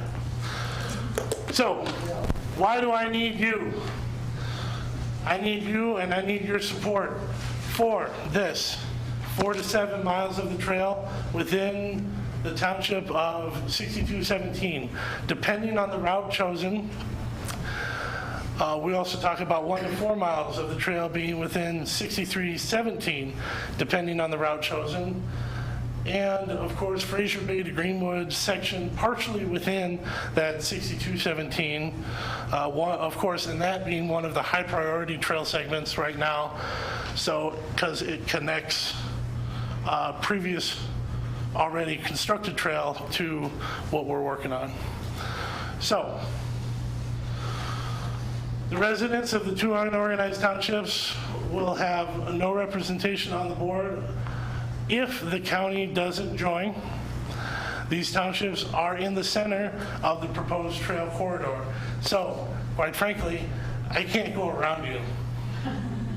I need to go through you. And I'm a big dude, and I'll do that if I have to, but I'd love your help instead. All right, some more support. Of course, this comes from the master plan and back to what we talked about as far as proposed uses and need for the trail, the safety benefits. It offers a safe place off of the roadway for people to recreate, both locals and visitors. The health benefits of physical activity offered are just enormous. So, and of course, economic benefits. Hey, while I'm here, again, as a business owner, attracting new business and increasing sales and tax revenue for the lake. So it's another amenity for us to add to Lake Vermilion. You know, I'm way up on the northern shore, by the way, Life of Riley Resort on Norwegian Bay. I won't see any part of this trail, but I still want the trail here because I can still send my guests to it. This benefits me only in the larger scope of bring more people to Lake Vermilion. But I'm still here doing it. supporting the economic growth by adding, of course, this tourist attraction. So a quick profile of the Mesabi Trail from 2016. Each visiting Mesabi Trail user contributes about $144 per day on average to the local economy, between gas, food, lodging, all of that stuff combined. The average party, of course, usually is 4 people, so we're talking about $2,800 in economic activity on an average 3-day trip with 4 people. The Mesabi Trail, of course, also visitors extend their stay an average of 2 extra days due to the trail. So they come up, they love it so much, they stay, or they love it so much, they come back. So, in conclusion, our request. We request and ask you all to review and adopt the Joint Powers Board Agreement. Of course, your responsibilities in doing so will be paying $1 per capita for an annual membership in dues, and appointing a board member.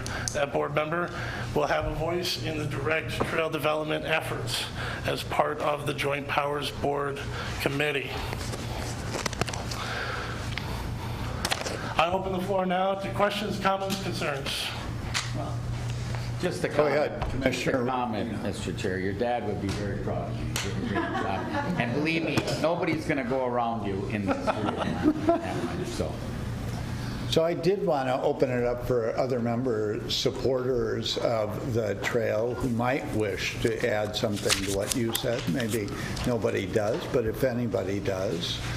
Oh, I just wanted to Steering committee. Stand up and say your name. I'm Carol Booth, and your dad's the one who called me 7 years ago. He said, let's get a trail going.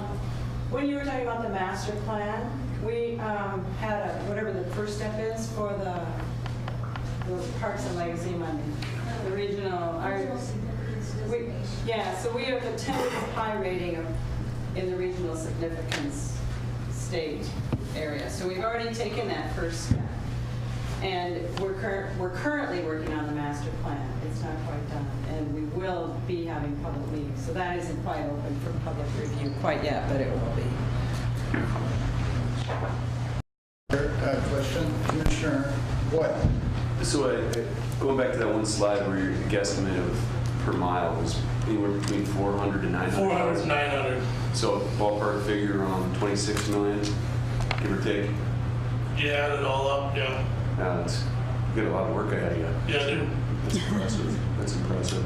And I do like your completion date in 2037. That just happens to be when Commissioner Rukavina turns 150 years old. So I'd like to bring him to that.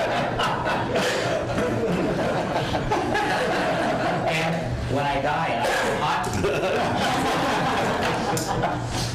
Other question. Mr. Chair, the request isn't unreasonable for us to join in. We do have those 2 unorganized townships there. And we do belong to other joint powers board, like the Voyagers with Coochiching County and with the Mesabi Trail with Lake County. So it's not an unreasonable request. Are you looking for us to act as quickly as possible, or? Yes. Yeah, I mean, you know, we would like you guys to discuss it and approve it, and then you can appoint anybody, you know, appoint to the board, you know, and it doesn't necessarily have to be one of you as commissioners to the powers board, as long as it's somebody in the county. Well, Mr. Chair, then perhaps we could put it on our next committee of the whole agenda for discussion. For the 7th? Yeah, whatever. Okay. I will go ahead. No, and that sounds correct. Commissioner Boyle, and then I saw somebody in the back there. My question is, by the end of the year, do you need this, or because I'd like you to work with administration on this to finalize it? Well, should I answer? We'd like to get the Joint Powers Board started as soon as possible, and we've targeted January 2018 so that we can start applying for grants that are due in the spring. Okay, The so applications are you due. need this by January 1st. Well, with a person appointed. Great, okay. Person appointed and ready to go within the month of January.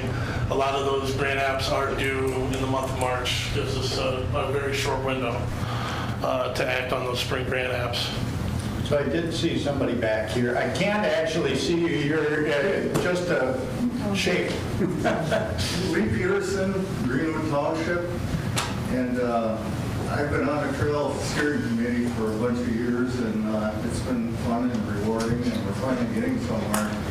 And also, I'd like to say that I was on the steering committee for the 2015 Greenwood Township comprehensive plan that we developed. And part of that, we sent out a survey, and on that survey, it went to all the taxpayers in the township. And on that survey, there were 2 questions related to the trail, one specifically about this trail. And both questions received overwhelming support in favor of the trail. And I got the survey with me. I'll give it to you. So. Okay, thanks, Mr. Peterson. Commissioner Nelson. Thank you, Mr. Chair.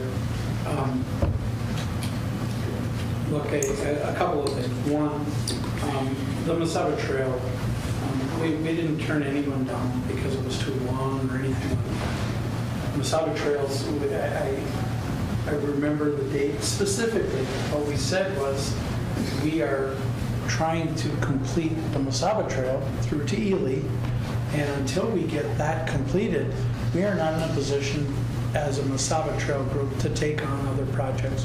We're having enough problems. When you start getting, if any of you think things are easy, the further north you go in this county, they get progressively more difficult the further north you go. And that is because of the lakes and the folks that live around the lakes and all of those things. And that's what we're experiencing as we're trying to finish the Mesaba Trail through to Ely.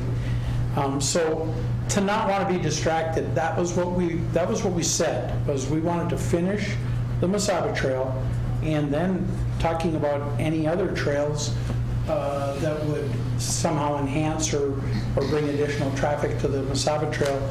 I recall vividly that everybody said that would be a good thing. Now, I have to tell you, and this is a little bit of a conundrum for me, Mr. Chair, because some of the board members may be aware that I also serve on the GRMPTC, which is the statewide funding group that they listed up there as being one of the potential funders, which it is. We have about $8 million a year to work with that goes statewide. So $7.5 million in grants over 20 years is doable. You know, it's something that's doable. Just looking at the whole piece. But I think the one thing that really concerns me, the dollar per capita. If you guys are going to succeed, you can't possibly do it with that amount of money on an annual basis.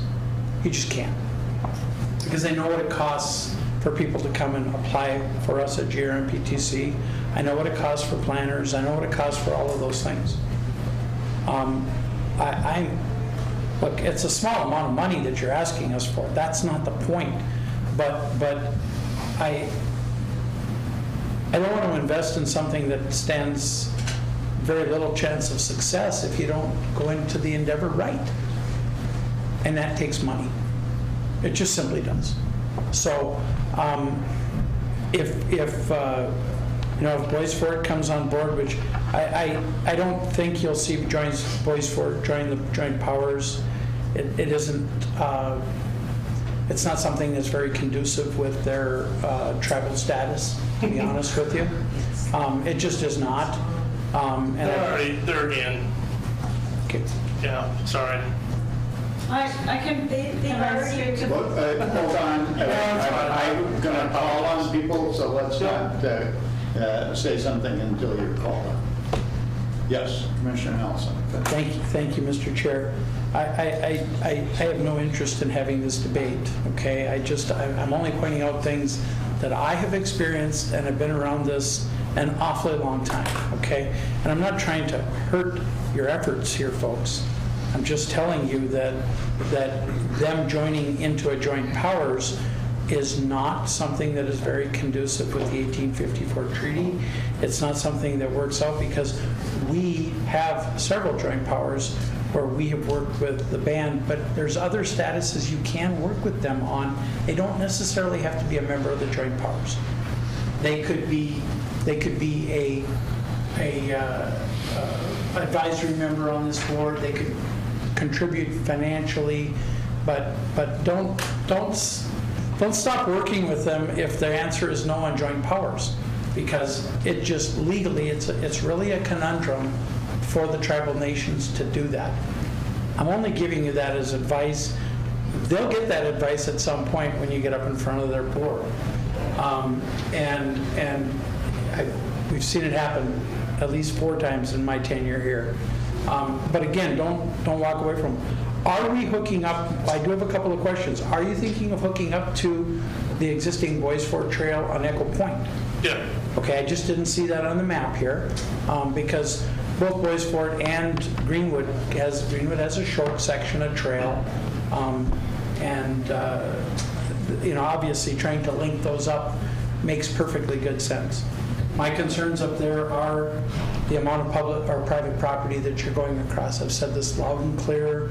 I have no issue with affording this trail group the opportunity to traverse across tax forfeited properties with this trail. I've always been supportive of doing that with the Mesaba Trail, but these are some pretty high-priced lands up there. I don't know how successful this is going to be across the private lands. I do know that if you come up in front of the JRMPTC, you do have to have a master plan in place. And master plans are expensive. And we do not, the JRMPTC does not fund master plans. So I'm giving you these pointers hopefully to help you succeed. Not trying to be critical of what you've done up to this point. I'm just very concerned that if you are going to succeed, you're going to have to figure out how to get more money into that pot and get master plans and really put people on to try and get across lands. We've been at the Mesaba Trail for what, 24 years, Bob? 24, 25, something like that. I'm close. So it takes a lot of money, it takes a lot of energy, and it takes hiring of professionals. You cannot do this without that component, and that costs money. Okay, so those are just the things that I would say. I'm concerned. I don't want to be involved in this if we're going to be carrying the ball on either. Okay, because quite frankly, we don't have the staff to carry the ball on this. So I hope that's not what we're looking for, because our staff within our land department and within our planning department has their plate is running over on all sides. Thank you, Mr. Chair. So I'll let you go ahead. Behind you. Just some clarification. We met with Boys Fort. The whole tribal council did a similar presentation. It's probably good. In March, we met with Boys Fort, and they almost acted like they were going to write the check right now. They were really supportive. One of their lawyers did one of those legal reviews that we talked about was their lawyer, and we have no indication that they won't sign, but I'll take your advice that perhaps they'll change their minds. But at this point, the person we're coordinating with, no, we just need to go bring the final, they have the final joint powers agreement, say it's been reviewed by township, city, and their own lawyer. So hopefully Boys Fort will be part of it, which would be nicer than, another separate agreement. The private land issue, we've been very concerned about that as well, but we've been really pleasantly surprised because we have been talking to people. We have been on the ground. we are looking as much as possible at state and county tax forfeit land, at least at Head of Lakes to Wake-Mup Hill area. And we found some, amazingly enough, some fairly larger blocks of land where the people are very, very interested in helping us. So we were surprised. We were happily surprised that we've had some good response there. And we've had some people who will say, we just need more information, come back when we have more. Private property owners. Yeah, private, I'm talking specifically about private property. So we're finding some very positive feedback there. And in the fundraising, we're fully aware that we will need to be working hard on that. But one of the things that I'm really excited about is we have someone working on our Facebook page, and I really think that we may be successful in the social media area.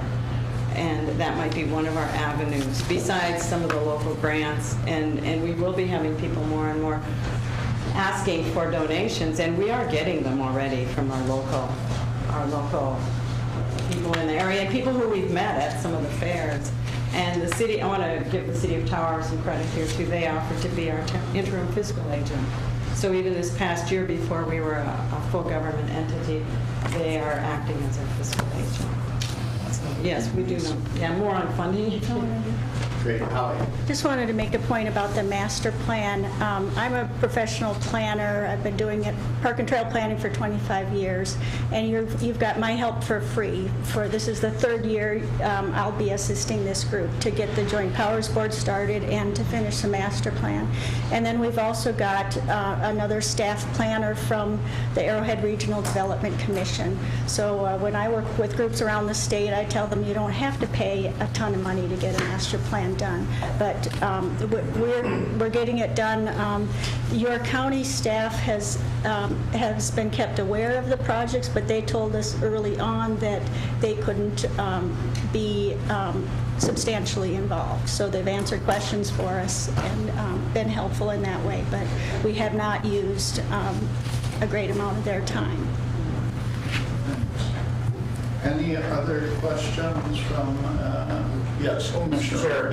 Again, hopefully we could get it on the committee of the whole then, and, you know. But I will talk with administration and we'll see if we can. And then, I don't know when, maybe next, on the 7th, but so that it's possible to move forward in January.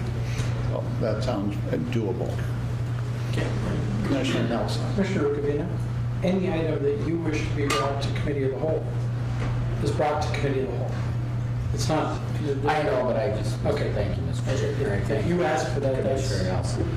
I just wanted to make sure in front of this group that they know that we're going to act on it. And while I have the floor, perhaps Commissioner Boyle could be on the committee member then, because he'll know how to get to Lake Vermillion. And plus, you know, in 37. You normally do that to me. Okay. I just finished what he started. Okay, with that, thank you all for coming. Thanks for the presentation, and we will get back to you. And I assume we know who to contact as far as next steps, so we'll move forward on it. Thanks. Thank you all for letting us present and be here today. So, positive steps. Yep. We'll take a 5-minute break to change out the room for the next presentation. Say how much federal land, is there any federal land? Regarding broadband, and are you Diane? I am Diane. Okay. Yes, so we help you. I assume there may be other people who are presenting. as There well. are. In fact, Bill Schuster is going to just kick this off. And we do have a number of people in the room that are on the committee, and we'll talk about all of the participating communities and townships. Okay. So when people speak, please say who you are. So Bill. Okay. Thank you, Chairman Jewell, for this opportunity here today. I'm Bill Schuster, the chairman of the Town of French Board of Supervisors in Side Lake. I was introduced to you and this group about a month ago at your county board meeting that was hosted there in Side Lake. I represent the Town of French on the Iron Range broadband communities feasibility group. We're here today to inform the county board as to the work currently occurring regarding improvements to broadband access on the Iron Range and to gain your support, direction, and feedback. I volunteered to be the spokesperson here this morning to do this introduction, not because of my technical expertise, but because this topic is near and dear to my heart. In Side Lake, we discussed briefly some broadband issues a month ago. The recent Paul Bunyan expansion project in Side Lake is moving forward right now for requested for state funding. This could be a fiber to home project in St. Louis County and shows that companies like Paul Bunyan are realistic partners on the core range. The CenturyLink expansion project in Side Lake is complete, but it's not necessarily meeting the needs. In many cases, it was overpromised and underperforming. The Town French took initiatives recently with a partner in the local wireless company to erect a fixed tower there on township property for it's a temporary yet incrementally better solution. And there's still areas in our township that are without viable broadband access, but some of the areas are, in fact, farther along than areas in Cherry Township, Great Scott, Balkan Township, rural Hibbing. Hence, our interest as the township and other entities to participate in this group. So the Iron Range Broadband Communities Feasibility Study Group is a collaborative effort of local school districts, economic development entities, cities, and townships. All 12 local partners have representation here today, and Diane has a slide that lists those entities.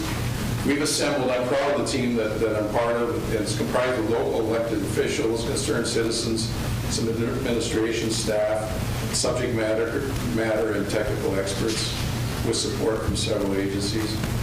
This effort was made possible by the Blandon Broadband Communities Program, funded by IRRR, St. Louis County, Blandon Foundation, and participating communities.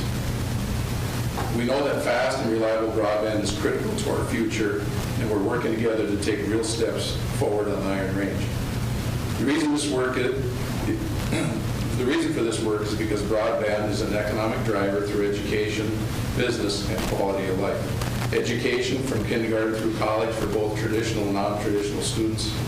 In business, there's needs for reliable broadband to be globally competitive and to spur economic development from banks to manufacturing, mining, small downtown businesses, and rural entrepreneurs, including campgrounds. Also, work from home opportunities such as telecommuting for Delta Airlines, Blue Cross, or other opportunities, such as working for a company based in another city or state and living here. Quality of life issues, broadband provides an opportunity to attract and retain people and businesses to our region. People want to live where they have access to broadband. Reliable and quality infrastructure will make our rural areas stand out compared to other rural areas across the country. With that, I'd like to introduce Diane Cruz. She's the CEO of NEO Connect from Glenwood Springs, Colorado. Her company is conducting a current feasibility study, but she's a native of North Dakota, and her heart's actually in Minnesota because she spent summers in her youth on a lake by Fergus Falls. So Diane has asked that throughout her presentation that you could ask questions to her. Thank you. Thank you. Diane, go ahead. All right, I'm going to lean on this chair because I had toe surgery in the last 2 weeks. And if I stand on one foot, I start to shake. But if I stand on this foot, my toe hurts. So I would like this presentation to be interactive. If you have questions as we go, please feel free to interject. Please feel free to ask questions as I am giving the presentation. I'm not going to ask anything of you today other than your commitment and participation in improving broadband, but there are a number of ways that you can do that. The purpose of my being here today is primarily to talk about the study, some of the work that we have done. We've done some extensive work in surveying the public. I'd like to talk about the survey results. And then we can talk about best practices, how much it's going to cost, why is this a problem, and what we could potentially do to solve that. So let me just first of all talk a little bit about my background before I jump in. I've I suppose my first love is being an entrepreneur. I've started 4 different companies, and I have been in this industry for over 35 years. I often like to say that I started when I was 7, so you can do the math. I've been doing this for a long time. Perhaps my most relevant experience, in addition to being the CEO of NEO, is my previous company was one of the early founders in the fiber to the home industry. We designed, built, owned, and operated fiber to the home networks across the U.S. for master plan communities. And we also helped many of the first municipalities that got into this space from a design, engineering, and feasibility standpoint. So we've been providing consulting services for the past 15 years. During that time, I was elected by my peers to be the chairman of the board for the Fiber to the Home Council, and so have certainly played a national role, if you will, in this national conversation of improving broadband services. So we have a lot of experience that we bring to this study, and I would love to talk about things that other states are doing, maybe also give you some context of how that fits in with Minnesota and what Minnesota is doing. So again, feel free to ask me questions as I go. So as Bill mentioned, there are a lot of entities that are involved in this project. St. Louis County is a funding partner, as is the Blandin Foundation and IRRB. But also the funding partners are listed here as well. So you can see all of the townships that are participating. So we have a number of those people that are here in the room with us today. Why does this matter, and why is this important? So broadband really impacts every sector of industry, and this kind of looks like a mini city, if you will, but the applications for rural broadband are just as important as in a city. Broadband impacts transportation, public safety, which I know you all are interested in. It improves our retail and hospitality. It is the driver of economic development. And so it impacts every part and parcel of our lives. And the way to improve broadband services is to put in more fiber optic facilities. And we'll talk a little bit about that, how much it's going to cost, why we want to do fiber versus wireless. But what we're seeing in the industry is that bandwidth is doubling every year. And it was not such a big deal 20 years ago or 15 years ago when I was just involved in the industry. 15 years ago, we were just sending emails back and forth. There wasn't a lot of data-rich content. And it's really hard to talk about bandwidth because it's kind of nebulous. It's hard to get your arms around it. But I think one of the meaningful data points that I have that sort of brings it home is 20 years ago, when we were just doing emails, we needed very small amounts of bandwidth. And the existing infrastructure that we had with DSL and cable modem network supported what we needed then. Since then, bandwidth has doubled every year, and the bandwidth demand has doubled. In addition, cellular traffic has doubled every year. And a good context data point is when YouTube came on the scene in 2005, one video download, which was a minute long, was the same as downloading 50,000 web pages at once. So that kind of gives you an idea of what bandwidth is. Now today, we are social media driven. Everything that we do is on the internet. When we download movies, those are huge files. When our kids are sharing pictures and videos and they're uploading that information as well as downloading, that is putting a strain on our current networks. And so we need to put more fiber in our networks to support both cellular, public safety applications, and broadband. And without an adequate broadband network, you don't have an economic development platform, because everything that we do from an economic development standpoint is driven by bandwidth.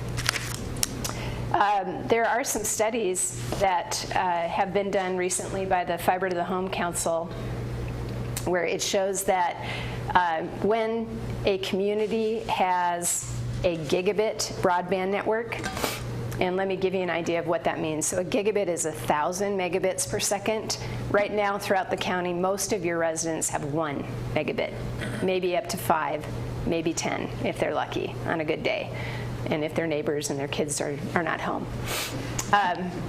So communities that have invested in 100 to 1,000 times capability actually see a jump in their GDP. And they see, we've been able to measure it now because we've got some experience. Having a gigabit network increases GDP up to about 2% of communities that don't have this kind of capability. In Minnesota, the GDP is $335 million. So if we saw that here in Minnesota implemented where communities had a gig, that means an additional $4 to $5 million in GDP annually. We also see that having a gigabit network increases property values, and I'm going to talk about that. Well, I'll talk about that now, actually. So the Fiber to the Home Council has seen that with a fiber network installed to your home, your property values increase 3.1%. If you've got gigabit capability over that fiber, it increases your property value 7%. So later when I talk about these big numbers and how much it costs to build fiber to each home, since your medium home value is $140,000 in St. Louis County, this means anywhere from $4,000 to $7,000 up to $10,000 in an increase in your property value with fiber and gigabit capacity to your homes throughout the county. Would you care to help me explain that to homeowners when we raise their taxes, that Absolutely. $1,000, because that might be helpful? Yeah, I think it's a good data point to have. So yes, we'll include that in our study. And the write-up of our results of our study will include that to justify some of the costs and the numbers. And yes, certainly, I think that's a good point. That's the whole point of this process, is to get your arms around how much is it going to cost, what does it mean, and what is the benefit to your constituents? Why would you do it? How can you do it? Any other questions or comments? Keep going? Okay. So where are we in the broadband planning process? So these are the typical steps that are included in broadband planning. The checked marks, if you will, are the ones that we have already underway and have completed. And then I'll talk about at the end of our presentation some of the things that we're doing to work on potential partnerships and possible funding models, and then what our recommendations and plans going forward would be. But one of the lowest hanging fruits, if you will, the easy things to do, is to look at your policies and ordinances and implement policies and ordinances that are broadband friendly. So perhaps your most impactful policy might be to implement a shadow conduit policy. So as you're doing work on the roads, which is visible, your 1.1% increase in taxes to do road improvements throughout the county, that's visible. If I could ask you, after our study, when we've identified your key routes, put in shadow conduit anytime you're doing a road improvement process or a public works process. Or I know that there's discussion currently about looking at improving water and sewer in Duluth. If you do that throughout the county, you should put in shadow conduit, because what you do is you decrease the capital cost by 70 to 80% by just putting in conduit. And then we can pull fiber in through that much easier, but it really drives down the cost of broadband deployment. So as the county is doing these other activities, think about broadband and think about a way to really make a difference in the county by reducing the capital cost for broadband distribution and implementation. So a shadow conduit policy is just whenever you're doing work in the public right-of-way or on roads or trails, like we just talked about, put in an additional piece of conduit. It can be an empty conduit, 2 inches. 2 inches of conduit can fit 344 count cables. And to give you an idea of the carrying capacity of fiber, the entire world's traffic of internet can run on 196 counts of fiber. So you don't need a lot of fiber to improve broadband services. The most expensive part is just opening the trench and putting that conduit in. So do you have an estimate on what a shadow conduit costs per mile for a public? I do per foot. So on average, your cost per foot to open a trench and start from scratch, if you will, is anywhere from $25 up to $35 a foot. If you just threw in shadow conduit, if we included all of the incremental costs of the labor and the conduit, it's about $5 to $7 a foot. Just the empty conduit is about $1 a foot. And then the labor and everything else to lay that additional conduit, it makes up the difference. So you would have a meaningful impact on improving broadband services if you just rolled out a shadow conduit. And we can talk about best practices in doing that in working with other cities and local governments around the country.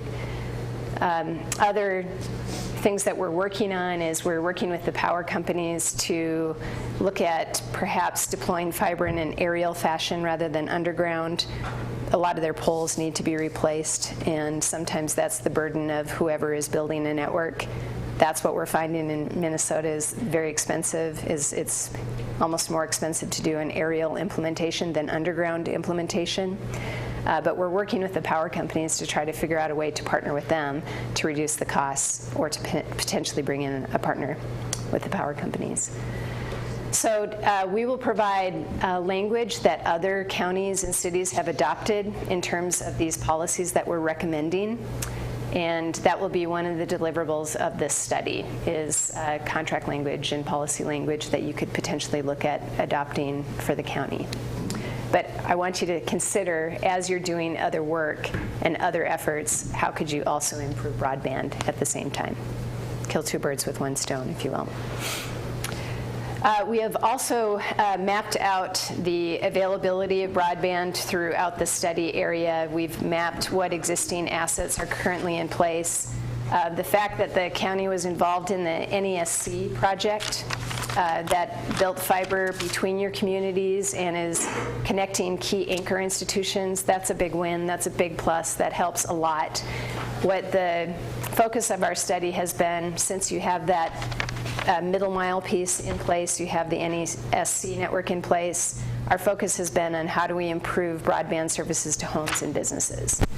But we've mapped all the assets, we've mapped the availability, we've done some extensive survey work and petition signing, and I'll talk about that in a second.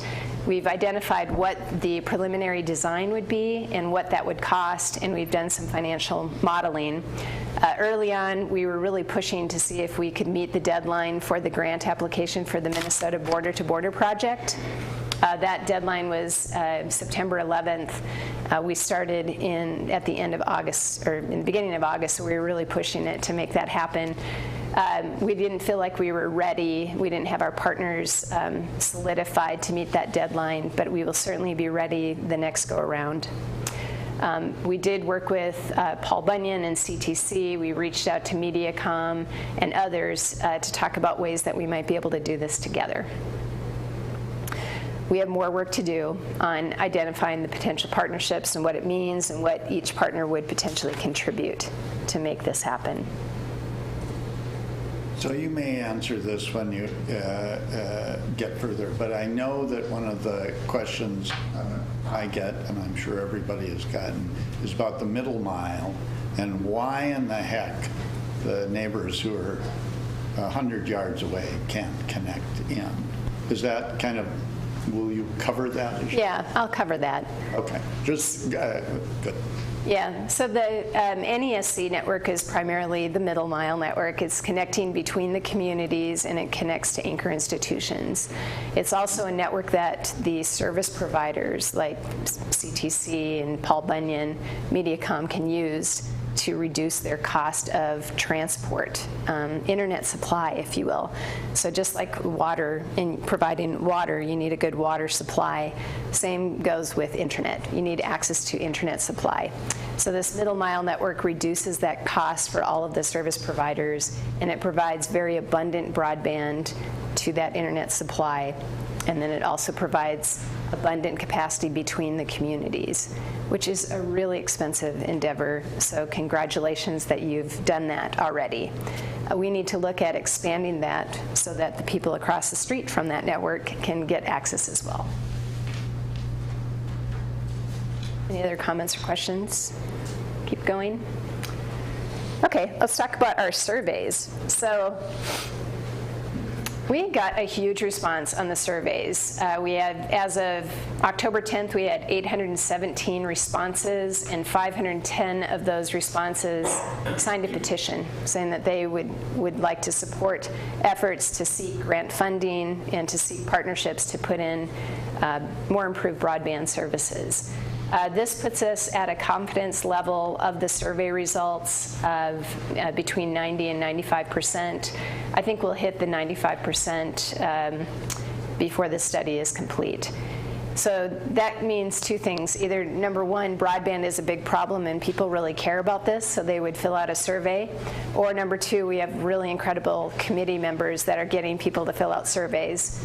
Or it could be actually a combination of both. I think it's both. We've had very committed members of the committee that are behind this, that are getting the surveys out to the public. But this is a huge response. So it's either really important and or we've got, you know, a lot of push from a marketing standpoint.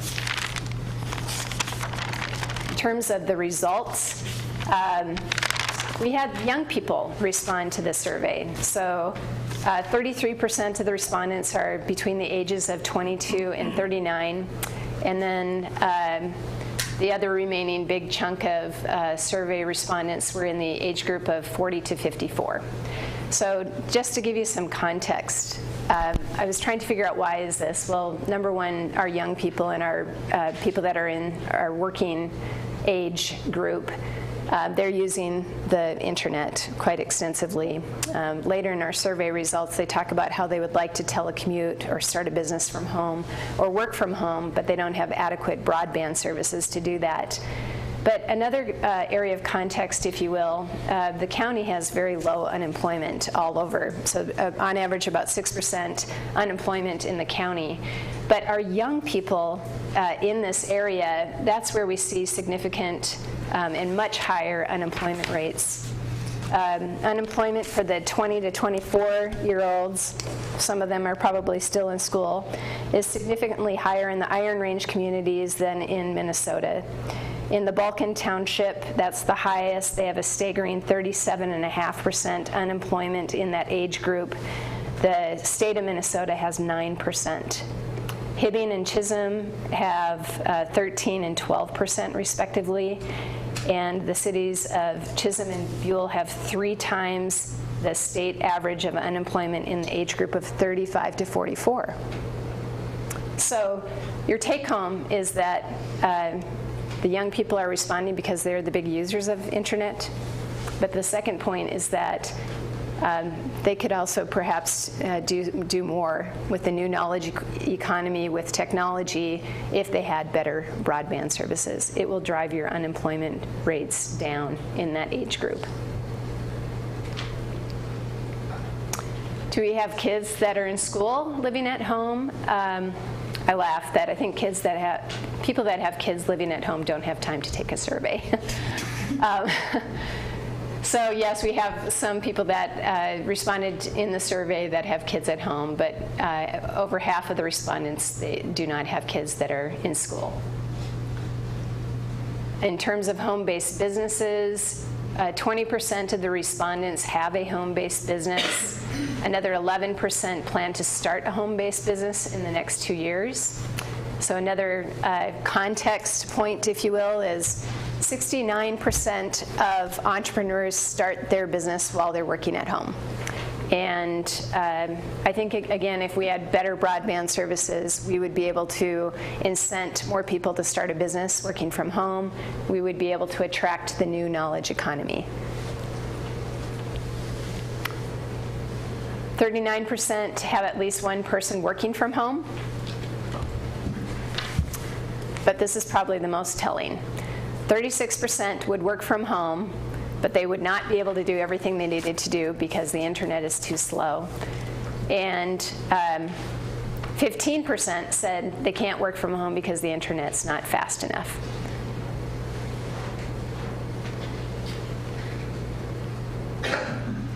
Currently, about 40% of the respondents pay between $56 and $100 a month. This slide is important because we want to see, what are people paying now? What would they be willing to pay? How can we impact the financial model so that it's feasible for us to build more fiber? So this kind of gives us some data points in terms of what they're spending now. In terms of what they would be willing to spend, almost half would like 1,000 megabits per second. They would like a gig, but $90 is too expensive. When we were working with CTC on the financial modeling, that was their general thought as well. So we need to look at price points that are lower than $90 a month for gigabit broadband. 50% indicated that the internet was very slow or slow. And that falls in line with what our availability numbers are.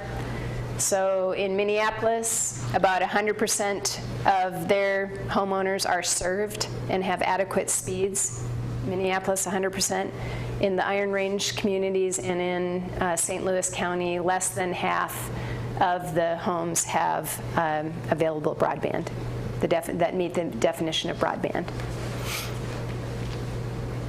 What's important? Reliability is of the most important, followed by speed and fast broadband, then followed by price.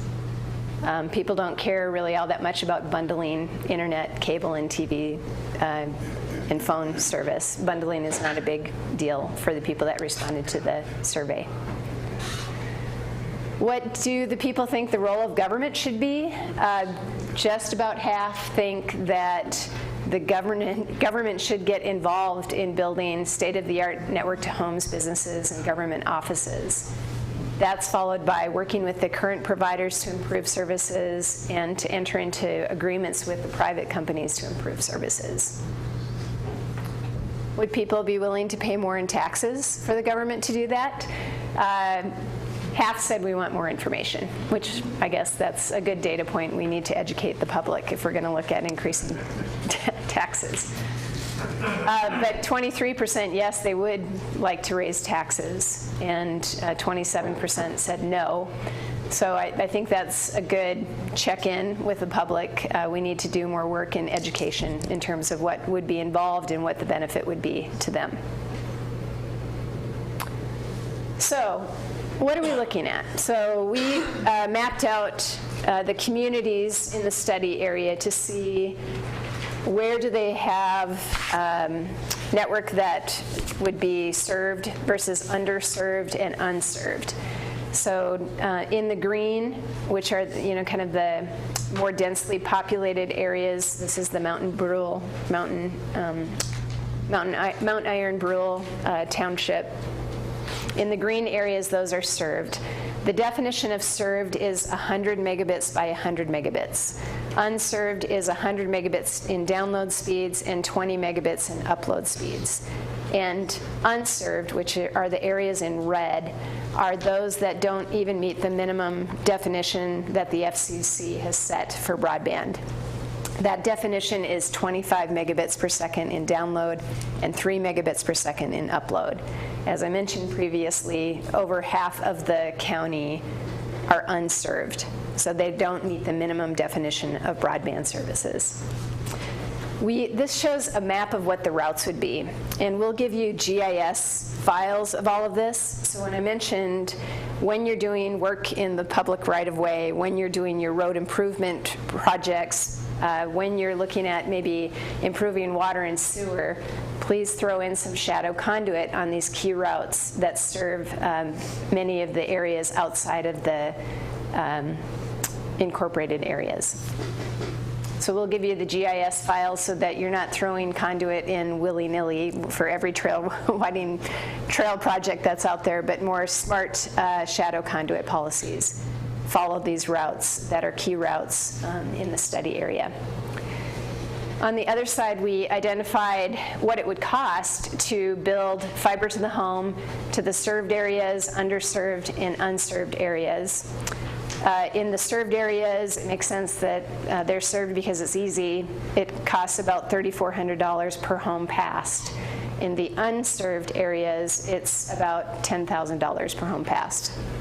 But when we go back to the increase in your property values, it might make it a softer landing, if you will, that your property values will increase anywhere from $5,000 to $10,000 on your medium price of a $140,000 home with gigabit broadband. And so that might be a way to justify building more broadband services at this type of cost.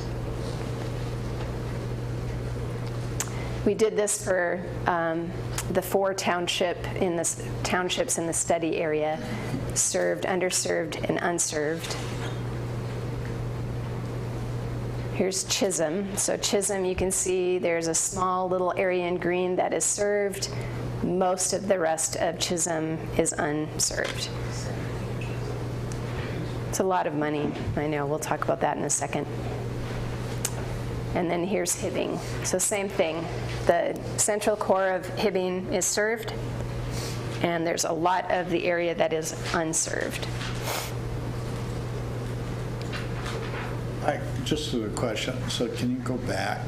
Yep. So in all of these, I think, the underserved have a much higher cost per home served. And am I right to assume that that's because they're in more difficult places to get to, longer distances between houses? It's actually because of the density. So the number of homes in this example, there's only 34 homes in those areas that are unserved.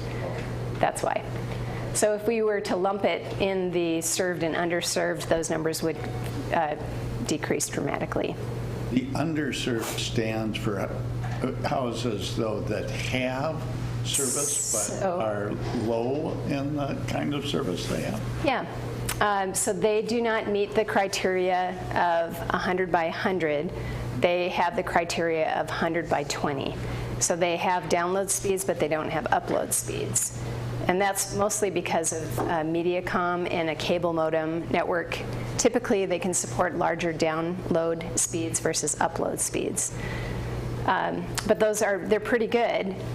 What we want to look at is what would we be able to do in terms of improving broadband services for the unserved areas. Those are the ones that don't meet the definition of broadband. And can we do it without looking at some of the density of the served areas? To that point then, so I live out in a rural township north of Virginia, which recently had some fiber optic run along the road, CenturyLink, AT&T used to be. And so they ran fiber optic to a box about a quarter mile from my house. And then I knew the lobbyist for CenturyLink, so I said, well, is this going to help me? He said, yes, it will, because you kept your hard line, and we can ram that from that box through your cable.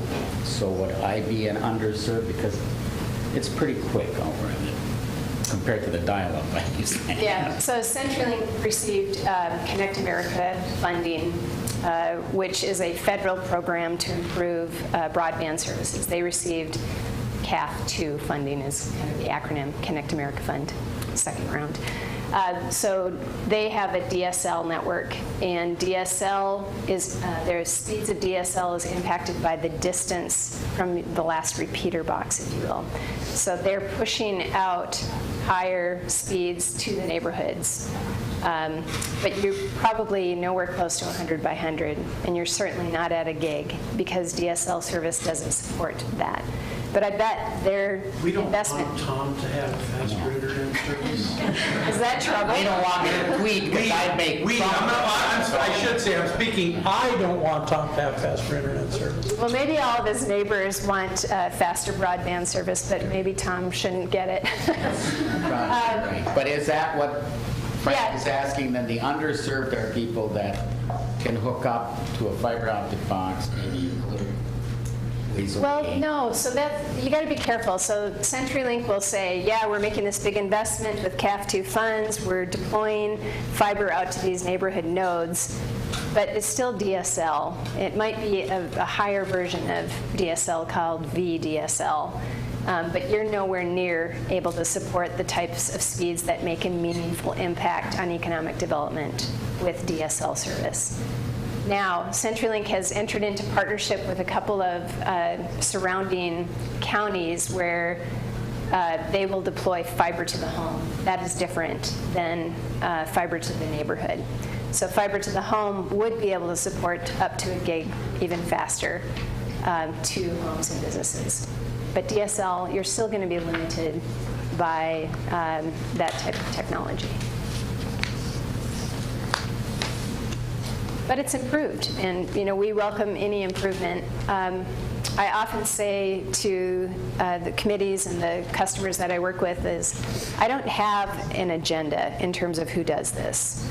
If CenturyLink wanted to step up and build fiber to the home, that would be excellent. If Mediacom wanted to do that, if we could put together a partnership with Paul Bunyan and/or CTC, that would be fantastic. So I don't have an agenda. I'm not going to come and say the county needs to do it, and the county needs to be the broadband service provider, or the cities need to do it. I think that there's a number of models. We can be creative.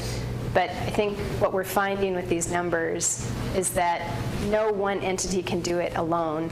And if it were easy and inexpensive, it would have already been done. So we have this gap, if you will, and we have more work to do yet in this study. We have this gap of it's very expensive to build fiber to every home, but and the financial model is difficult to get a return on our investment. Because we have low density, especially in these more rural areas of the study area. So it's a challenge, but I think if we put the right partnerships together, we can make it happen, and we can mitigate the risk amongst all potential partners. So let me talk a little bit about best practices in general. I mentioned that maybe my first love is to be an entrepreneur. So I've raised money for all of the companies that I've started. I raise money for my clients. I'm really in tune to what the financial model looks like and how can we make it feasible. Some of the best practices are to mitigate your debt risk, because your debt risk is the most scary part, if you will, of your sustainability. So we look at, in the financial model, we look at ways to mitigate your debt. One way is how can we reduce the capital spend. One great example is to put in shadow conduit. That reduces your capital spend by 70 to 80%. Another way of mitigating your debt risk is bringing in other partners. Another way is to make sure that you've got the market share that you need, or the take rate percentages that you need, that are going to drive your financial model. So we do a lot of analysis around what happens if we don't get 35% take rate. What happens if it's more? What happens if it's less? What does that do to our debt coverage ratios? One of the best practices that came out of Google getting into this business. So do you guys know the story of Google getting into broadband and fiber to the home?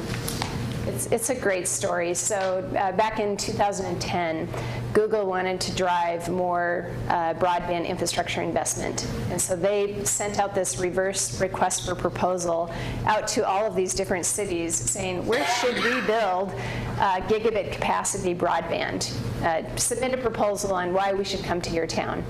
And they received over 1,000 submissions from cities and towns across the country.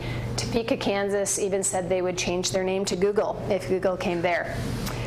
So at the end of that RFP process, they selected Kansas City, Kansas, and Kansas City, Missouri to be their first pilot area where they would deploy gigabit broadband services. But then they took it a step further and they said, we're going to have a neighborhood competition, and whoever can get so many percentage of their homes and businesses within the neighborhood to sign up, we are going to build there first. And that was a really smart way of getting their take rate percentage up to the level that they needed to make the financial model work. So a good best practice that came out of Google's implementation is to only build when you have a certain percentage of pre-signups. So in other areas, I know in Lake County that we've got some issues with financial feasibility and sustainability. That project is that way because, number one, their capital costs were much higher than they anticipated. They had originally thought they were going to go use aerial deployment, and they found that they had to deploy underground because of all of the make-ready expenses for the utility poles. We made the assumption in our numbers that almost 100% is going to be underground, which is the most expensive way to deploy it. But another way that risk could have been mitigated is only build when you've got that demand. So only build to areas and neighborhoods that you've met your threshold that you need to make your financial model work. So I just want to jump in. You may know this, but Duluth was in the running to be one of those cities. And famously, the mayor of Duluth, in helping make the name for ourselves, jumped into the lake in the middle of winter. I saw that. Yes, I did. I saw that. Times. So, you know, didn't help us, but he did it anyway, and it was a good picture. So. Well, you know what, that worked actually. So number one, it raised the awareness nationwide that, oh, what would a gigabit do to my community in terms of increasing GDP and decreasing unemployment and job growth and attracting entrepreneurs. And now there's been a lot of good studies that have been done on the Kansas City, Missouri, what happened when Google came in. And we saw they attracted over 7,000 new jobs just within 2 years of implementation. They have this really robust entrepreneur community. They've got this hacker community of high-tech people that are creating apps. They've created a sandbox, if you will, with appropriate infrastructure for economic development. Google then made the announcement that they're going to build out in 35 communities, and as soon as they made that announcement, AT&T sat up and said, we're going to do 100. So Google really did raise the awareness of how important adequate, abundant broadband is in terms of economic development, but it also spurred the competition to do the same. So kind of getting back on track, our next body of work is we are going to work on the financial model and a lot of what-if scenarios. What if we build to just the unserved areas? What if we brought CTC in as a partner? What if we brought CenturyLink in as a partner? What about MediaCom? What would be the impact? What if we provided service pricing at $80 a month? What if it's $70 a month? At one point, would people subscribe to the services? So our next work is going to be around how do we look at mitigating your debt risk and what is the right financial model for the study area. It may be that we have to fold in some of the areas that are already served to meet the density so that you can make sure that you have a sustainable plan. Or it may look at how can we be creative in putting together our grant funding and how can we leverage both state grants as well as national, federal grants to lower your capital costs. We met yesterday with Minnesota Power, and we'll be meeting with, is it Lake Connections? Or what is the other power company in the area? Lake Country. Oh, Lake Country. I was close. We will be meeting with the power companies to potentially bring them in as a partner. I'm going to give just a quick story of one of my favorite projects right now, in addition to you guys, right? We did a study for the 6-county area in Colorado. It's called Region 10. And it's the same geographic footprint as the state of Vermont. So it's a huge geography. It's in the Rocky Mountains. There's a lot of rock, which means the capital costs are very expensive. They did not have an NESC type network connecting their communities yet. And it was very expensive for service providers to come in and provide services. Western State College in Gunnison was paying $15,000 a month for 1 gigabit of service, which is super expensive. And what we thought would improve broadband is to build a middle mile network connecting the communities and the anchor institutions. but the cost of doing so would be anywhere from $50 to $75 million. And we just did not have a business plan to make that happen. So we reached out to the power companies in the area, and they had actually implemented fiber between their substations to manage their SCADA systems. And we did a lot of creative work around community engagement and involvement. We had 70 people show up to the power company's board meeting, asking them to participate as a partner to improve broadband services. They had a vested interest because they wanted to retain local youth. They saw attendance in schools was diminishing because people were leaving the area. They saw unemployment rates were increasing. We were not able to attract new businesses because of broadband. So the power company had a vested interest in economic development as well. And with their contribution of fiber, it took the cost from $50 to $75 million down to $17 million. And then they looked at leveraging a state grant and then leveraged that with an EDA grant to take the cost down to $3 million. So the in-kind match, if you will, of all of the 22 communities was $3 million to build this $75 million network. So that's a huge success story. I will say I lost a lot of sleep in that project because it was hard and difficult.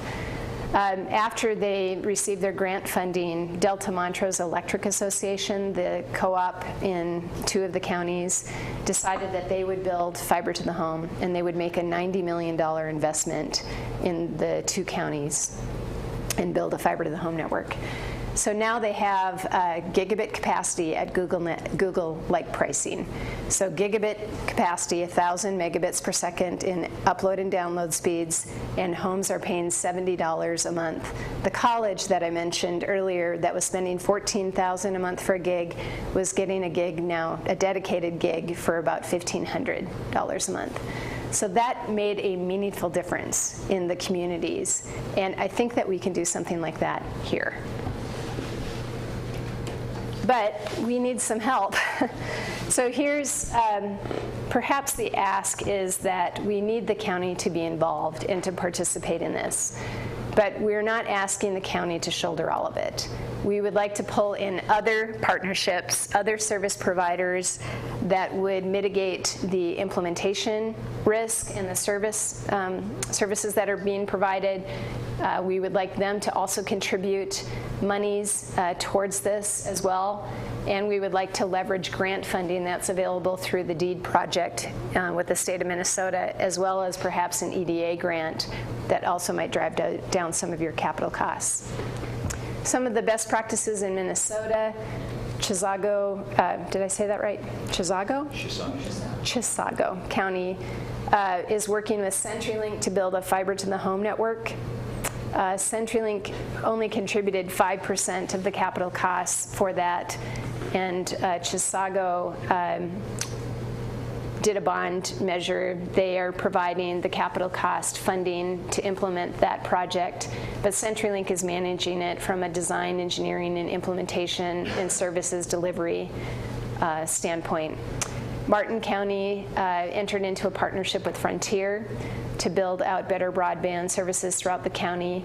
We have reached out to CTC, Paul Bunyan, and Mediacom, and both CTC, well, all 3 of those companies have entered into partnerships with the communities to leverage grant funding and to share in the risk of implementation. So perhaps the takeaway from today's meeting is that we need the county's participation for this project to be a success. And we need to do some work in terms of solidifying the other funding partners, look at maybe driving down your capital costs somehow by working with the power company. Our next meeting, or our next time that we are with you, we'll try to quantify what that looks like. Okay? Are there any questions for our Commissioner Nelson? I guess the first question I have is all of the areas that we're currently looking at, are they within the taconite relief area? Are they in the... Yes. Okay. So have somebody else answer that. I mean, Thank you. we have an economic development agency that certainly, if they see value in this, I mean, San Luis County does not get property taxes from a lot of this area. I mean, we just simply don't. We do get part of it, but if it's within the taconite relief area, have we talked to the ITRIPL? And what has the response been at the ITRIPL? Does somebody else know the answer to that? Go ahead. Say your name. Yeah, Steve Georgie. There's been one, well, you have to give the agency credit for being partners with the Blanded and St. Louis County in this community grant program. The last, or the only broadband project that's really gone before the board was up the Scenic Highway, north of Nashwauk, with Paul Bunyan and the ISD 318 school district, putting together a formal request for support. There were some comments at that time by some of the members of the board that they didn't want to get into the habit of issuing grants for these types of projects. I don't know if that's the majority, and there's been a significant shift in that board population, but I think the commissioner there understands the value of the economic development potential if we can improve broadband across the region. But again, what we're seeing in other parts of the state that are getting the state broadband grants, counties are becoming the major partners in a lot of these efforts. If I can just comment on the existing grant program, you now have these little silos, little communities that are all putting together initiatives to improve broadband in their communities. Ely's doing one, and they're focusing on their main street because their banks, their businesses have zero capacity for broadband and have to shut down at times. So they're working with CTC, and they're going to do a pipeline in their alleyways so they can take care of Main Street. That gives them an anchor of a financial base to then move out to their residential homes. And they're working with NESC to make it a utility. So that's a real interesting concept. In our case, we're looking at more of the rural areas because our small cities are served relatively well by Mediacom. But again, with such a rural base in St. Louis County, we truly believe we need a partner with the county. And then we can bring the IRRB hopefully in with some support also. But that's my perception. Go ahead. Mr. Chair, I have to make this comment because this is how far this country has come. This is how far we've come. We had a similar situation a number of years ago with electricity. MP&L jumped out, took every customer that was worth having. They literally took every customer that was worth having. That line ended a quarter mile before my home. But they spurred right down 53 and just jumped out and took everybody worth having. That's what the providers have done now. And then everybody else is just left because they're not profitable for anyone else to serve. So under the Rural Electrification Act, they forced them to go out and do each and every one. We have come so far. We have come so far that we let corporations run lines right past businesses, like literally within 100 feet, with government money. With government money. And I'm using the example of a gas station right down the road. One that I know pretty intimately. Government money ran Paul Bunyan right flat by there and did not tell Paul Bunyan, oh, you have to pick up people along the route. So when you call them, they say, oh, no, we're not going to hook anybody up. They don't care if you ran conduit out to their box, which, by the way, is within 100 feet of that business, is the box, underground box. I could run conduit to it, and they would laugh at me. So That's how far we've come. And yet we come down to local government and ask them to fix the problems that, without a question, our federal and state government are just looking the other way, because there's a lot of people making a whole lot of money. But giving up on the rest of the customers that are out there, they don't have a problem with that because they're not profitable. So this is Groundhog's Day. That's what it is. This happened with electricity. Now, one could make the argument, is this an essential service? Electricity was.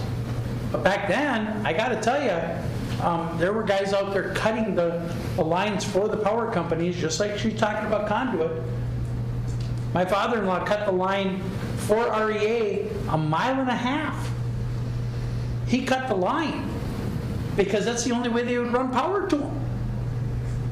So, again, we have come so far. It's an observation, folks, but I got to tell you, this frustrates me to no end because I know what's happening in Lake County, and I know what's going to happen in Lake County. They're going to get a bailout, and the loans will go away, and that'll make it feasible. Okay, but where we sit, in the Taconite Relief area, I got to tell you, I don't have a problem helping out on studies and all of the above. But if you're gonna look to me to increase property taxes up here to serve these areas, when I have a DJJ fund and I have other funds that are just sitting there doing not a damn thing, the answer is no. And I'll stand up in front of them and tell them just that. Partner. That's a great idea. But I want to partner with somebody that actually wants to be there and understands that every place we're going to right now, we're not going to make money at. Because all the money-making ones have already been eaten up by Mediacom and all of the other providers. And that's really where we're at. And if you study history just a little bit, it's happened once before. So there's a couple of things that are very much in parallel with what you just said.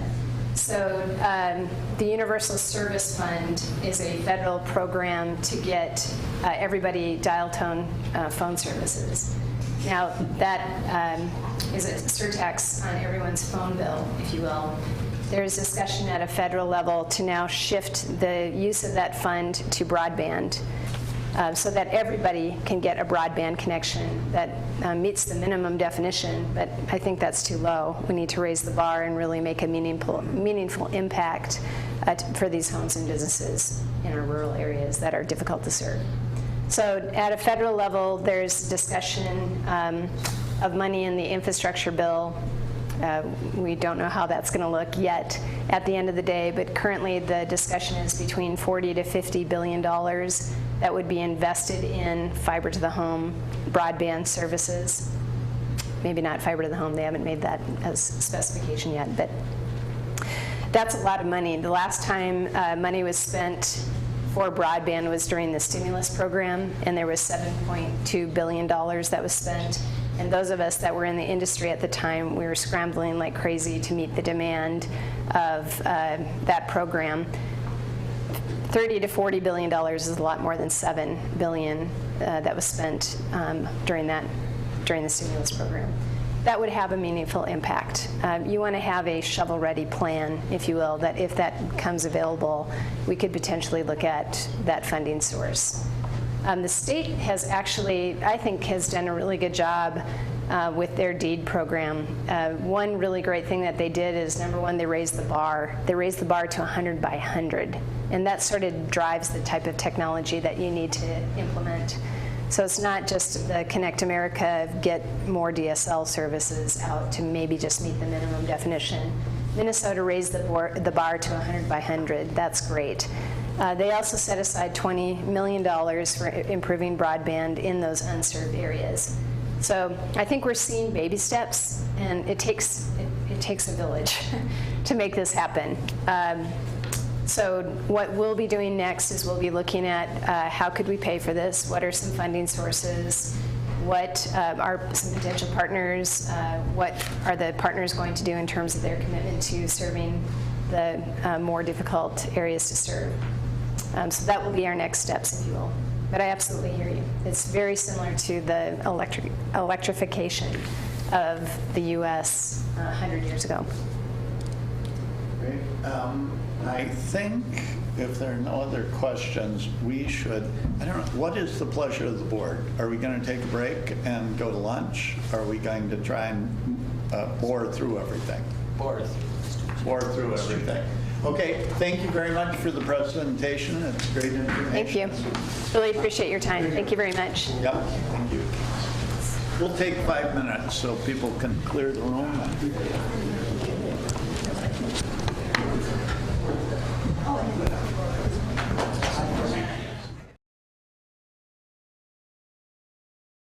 Committee. I think the objective here is, I don't know, it doesn't look to me, this is a mistake to say out loud, but like there's a ton of work to be done, but let's see if we can push through. Why don't you continue with finance and budget? Mr. Chair, if you'd like, we could stay with our agenda, and I'll just take that first one quickly, because that's an easy one. Yeah. Under Public Works, if you want me to. And then move right in. Okay. Oh, shoot, we pulled that one down. Let's just okay. Keep with finance. We'll go with finance. Okay. Thank you, Mr. Chair.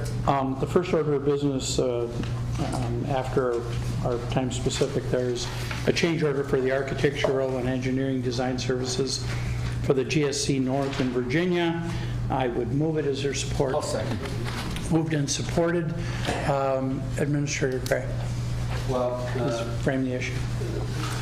Chair Nelson and Commissioners, getting before the board is a request to authorize a change order for a professional services contract with DSGW, the architects, for the new proposed government services center in Virginia.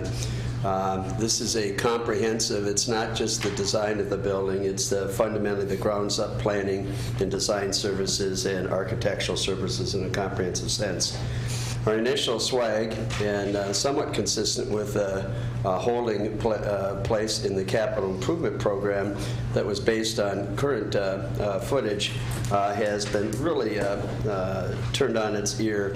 The initial $850,000 was for a more modest project, one that was on a much more aggressive timeline, and one that didn't contemplate some of the processes and challenges that we had along the way. The good news is that we've learned a lot, and as we continue to move down the path, I believe we have a better and better building and final product. However, the action before the board is to propose a change in the total cost of the agreement for the reasons highlighted in the board letter, including the deconstruction piece of the Northland Office Center in the amount of $381,000. This increase is consistent broadly with the total scope of the building and the estimated cost of the project, and is supported by property management and purchasing. Thank you, Administrator Gray. Questions, concerns on this? Seeing none, all those in favor signify by the sign aye. Aye. Opposed, same sign. The motion is carried. Next item before us is funding to the Eveleth Independent School District for a Veterans Memorial Field advertising. Commissioner Rukavina, would you care to hold this? I will move this. Been moved by Commissioner Rukavina. Is there support? Supported by Commissioner Yugovich. Administrator Gray. Thank you, Chair Nelson, Commissioners. The request before the board is to support the Ely School District in the amount of $15,000 for improvements to their Veterans Memorial Field.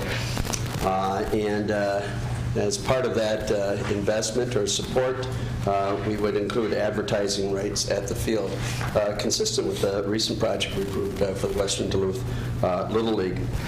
I think the board letter spells it out, but Commissioner Rukavina can talk to it much more I think, informed than even can I.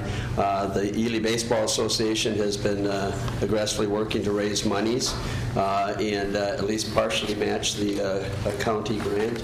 And this venue was very important to the local community. So the recommendation is for the board to approve an allocation of $15,000 to the school district to be used for improving the Veterans Memorial Field along with accompanying advertising rights. Thank you. Thank you, Administrator Gray. Commissioner Rukavini, anything to add to that? No, the administrator did a wonderful job, and I just want to say, that Commissioner Olson taught me, how to do this, so I appreciate it. Commissioner, I have a question for you, and this is important to me, okay?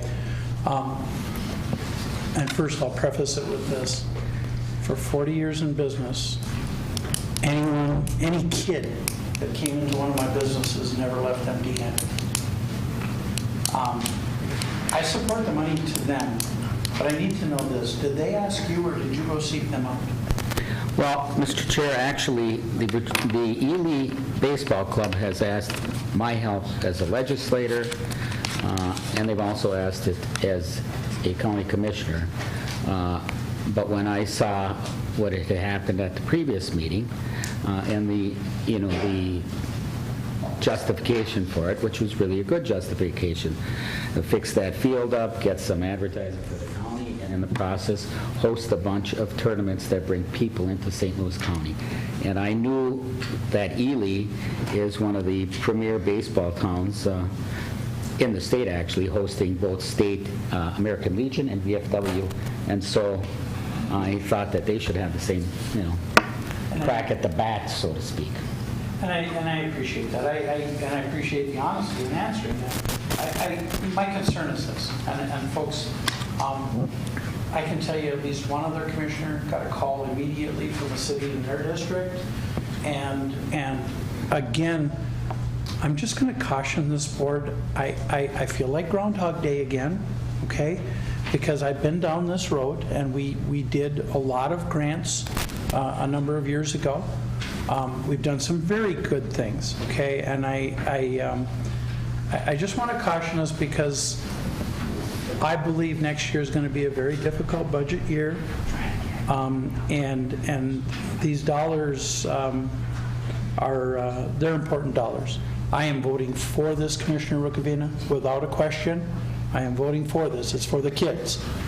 But I'm going to tell everybody here, if we have an onslaught of town after town coming after us, we do not have the money to do this. We simply don't, okay? And I know, Commissioner Rukavina, this is not a criticism, because, damn it, you were one of the best at bringing money back to the range, okay? And all those years in the legislature. But the county board has, at least in my tenure, that is not how we have all operated. I mean, it just is not. We gave money to the Miracle Field in Hibbing 2 years ago, 3 years ago. Before my time, I guess. Okay. I want to say 4 years. I lose track of time, but I mean, we gave that money to the Miracle. I think it was like 25 grand, if I remember right. And nobody else came back and said, hey, what about me? And I'm just worried about that. I don't want to become like the legislature where everything is parochial, and yet, Commissioner Rukavina, I absolutely support the kids up there. Ely is a wonderful baseball community, and if these dollars will help enhance that for all of the communities out there, whether it's Legion, Little League, all of those things, I'm a player. I was a player in the West End because I know we have a lot of kids down there that quite frankly are not going to ever be able to pay the entrance fee to get into Little League and all of those other things. I think it's a shame. I mean, I watch the communities here on the range where, it's getting to the point where average families can hardly afford to put their kids into hockey. Average families. I was amazed the other night. $470 for equipment, and that didn't include the entrance fees into Virginia for hockey for my grandson.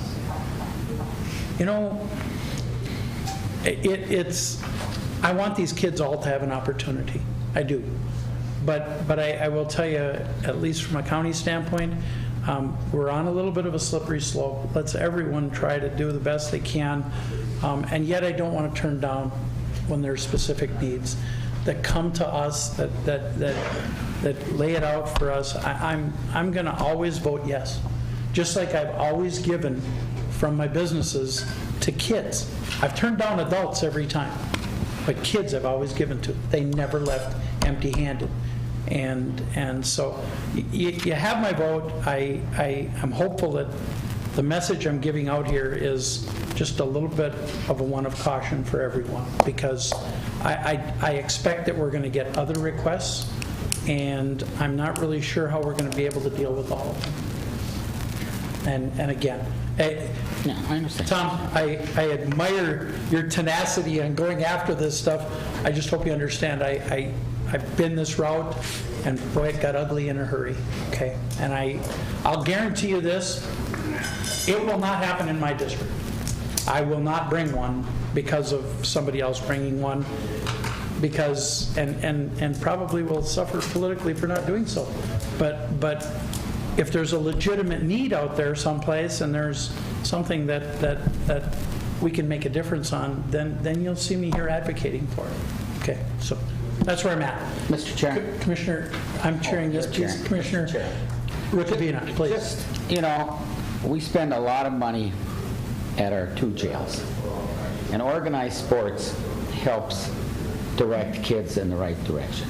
So if we can spend 15 grand in Fayette and 15 grand in East Duluth and West Duluth and Central Duluth and Floodwood and Hibbing and Chisholm, I think we should really consider it, because it might save us $15 million down the road. That's all I'm saying. Commissioner Rukavina, I could not agree more when I look at a budget out at ARC that's $25 million. And the average age out there is, under 22, 23 years of age, 18 to 23. Couldn't agree more. I will say this county invests a considerable amount of money in other activities. I mean, our Youth in Action, our Incredible Exchange, our 4-H, I mean, those are incredible investments that the county makes. And that department alone is nearing $1 million when we look at the investment we're making in kids. So it's not that we're without investment. I'm hopeful that as we look at these other ones, we're going to have to be judicious, folks. Okay, that's all I'm saying. And again, that's supporting this. Okay, I'm just cautioning us. With that, all those in favor signify by saying aye. Aye. Aye. Opposed, same sign. Motion is carried unanimously. The next one is item number 4. We handled item number 3 earlier. The next one is an agreement for miscellaneous electrical services with Hunt Electric Corporation out of Duluth. And I would move it. Is there support? I'll support it. Moved and supported. Administrator Gregg. Thank you, Mr. Chair and Commissioners. The request is the board is to authorize selection of a private contract electrician for obviously electric services, but throughout St. Louis County. The term is for 5 years. We've been in that mode with a long-term arrangement with standard rates and fixed rates, and essentially an electric firm on demand as needed. As you can imagine, with the number of buildings and locations we have, we need to be, especially around electrical service, we need to be very quick in our response, and we need to have access to somebody that can support our property management staff. So the recommendation is to authorize a 5-year agreement for electrical services support for projects under 50,000 per incidence, and most of them are much less than that, throughout the county with a Hunt Electric Corporation. Hunt has been our provider for some time. They have the best service package for the best prices, the determination from a purchasing property management perspective. Donna is here if there are questions, but we think this is a judicious investment, and the ability to lock in the rates for the next 5 years and have a premier partner in provider of services on call and on demand is very important to us. So the ask is to authorize us to execute the agreement with Hunt Electric. Thank you, Administrator Gray. Hunt is a solid provider for us. Aye. Questions from anyone? Aye. Seeing none, all in favor, aye. Signify by saying aye. Opposed, same sign. Motion is carried. The last item, and I apologize if I intended to pass that around earlier. It's when we originally proposed the prevailing wage on deconstruction, demolition, which the county is becoming more involved in. The discussion that we had, and I did go back and look, was also that we would have project labor agreements on deconstruction, demolition over $150,000. And this motion that I'm bringing today is just that. It's to add that language so that it's identical to everything that we currently do in St. Louis County. Basically the same language at 100 projects over 150 or anticipated to be over 150 would take a project labor agreement. And I'm gonna offer to anyone who would like to move it. I'll certainly support it, but moved by Commissioner Yugovich, and I'll support it. Administrator Gray. Well, thank you. I better grab my copy of this, even though I drafted it at your direction. The action before the board is to support changes to our purchasing rules and regulations, clarifying and requiring project labor agreements on all demolition, or if you will, deconstruction projects in excess of $150,000. We had a significant discussion with the board a number of months ago relative to prevailing wages, and there are a lot of dynamics around the contractor community and access to contractors with skill sets and interest in demolition projects, particularly on the range of projects we have that go from a small house or shack to something much more significant. But that particular resolution did not address the topic of PLAs consistent with Commissioner Nelson's anticipation. And there's been dialogue from other commissioners on this topic as well. So my understanding of this, and as it's written, it identifies that there will be project labor agreements on any and all demolition projects in excess of $150,000. That is consistent with our commitment to any construction projects over $150,000 that require project labor agreements.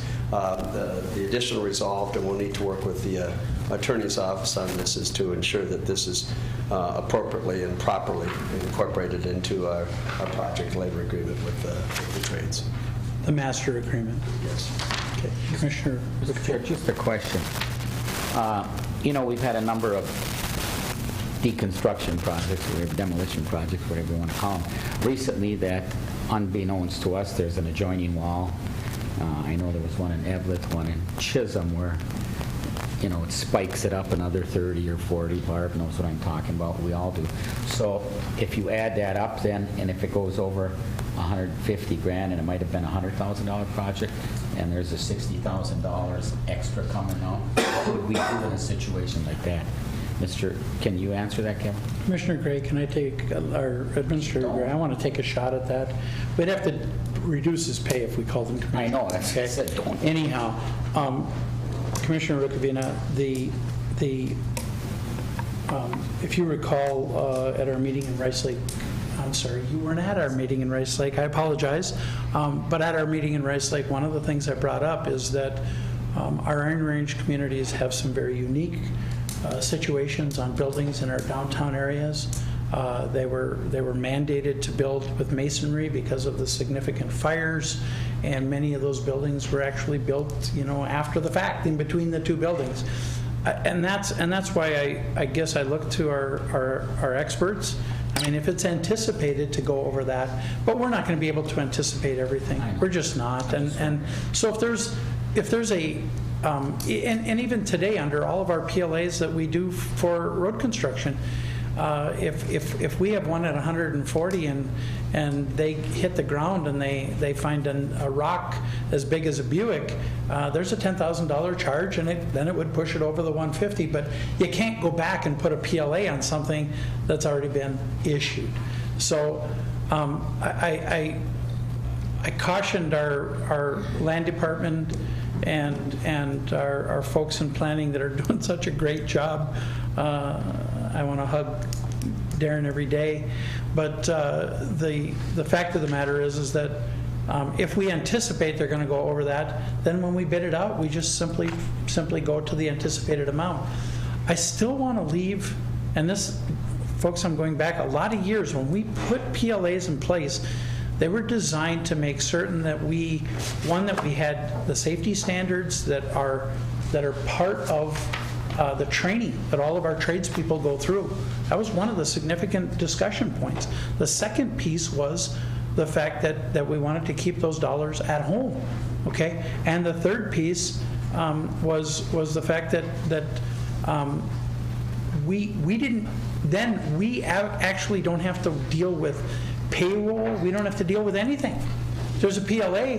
That's all handled within the organizations. So this is the conversation we had. I messed this one up because I should have caught this when we did this back in April, and I didn't. Okay, I'll take full responsibility for this not being on that resolution that put prevailing wages into place, because it was my intent that over 150 it would be treated the same. Now we don't have a lot of deconstruction projects over 150, and we probably never are going to, but when we do, folks, those are significant projects that are meaningful in our community, and that's why I'm advocating for this. And it still leaves a lot of room for small contractors. I mean, we're tearing down houses and things. I don't want to preclude our small contractors from becoming involved in St. Louis County projects. I don't. And that's where that threshold piece comes into play. Any further discussion on this? Chair Commissioner Nelson. Attorney Rubin. I didn't forget your name. I just took me a second. Okay. Might I just suggest that, because this issue has come up recently, throw it out there, if we might want to consider amending the language in excess of the original accepted bid of $150,000. Then we're covered, people know going, and then that's not going to be an issue down the road. So I will move this without I'm sorry, Commissioner Yugovich, would you move it without recommendation so I don't have to vote no? Okay. Sure. Thank you. And I'll accept that, okay? Because if Attorney Rubin, this was put together by administration, and I have to tell you, I didn't give them a lot of time.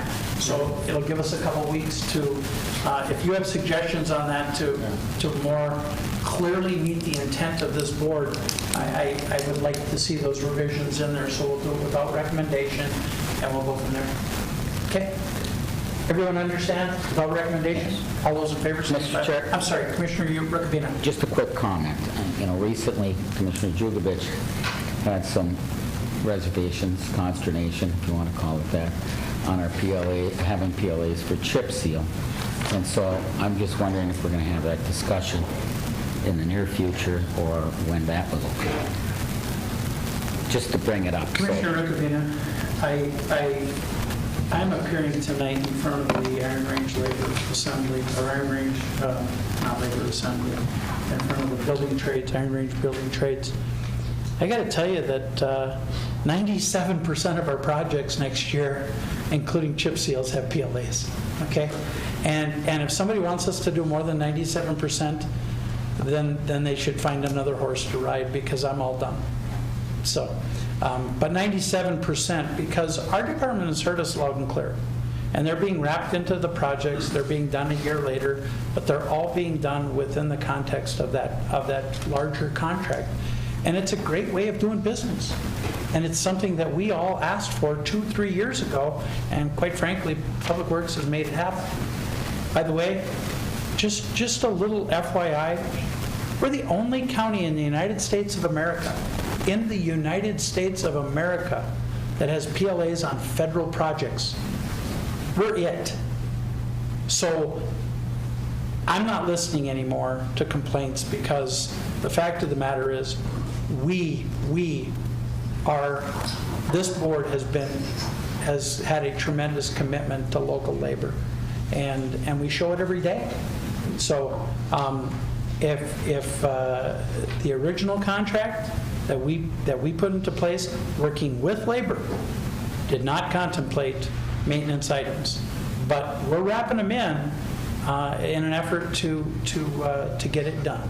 Okay, so if you want to amend this and go after PLAs on chip seals, then I will vote no. Mr. Chair, I did not even suggest that, but I was listening to you very closely, and you said that years ago, in giving your history, the reason why we did PLAs was, and I'll quote, because of the safety standards that the building trades teach their members, and because the money stays at home.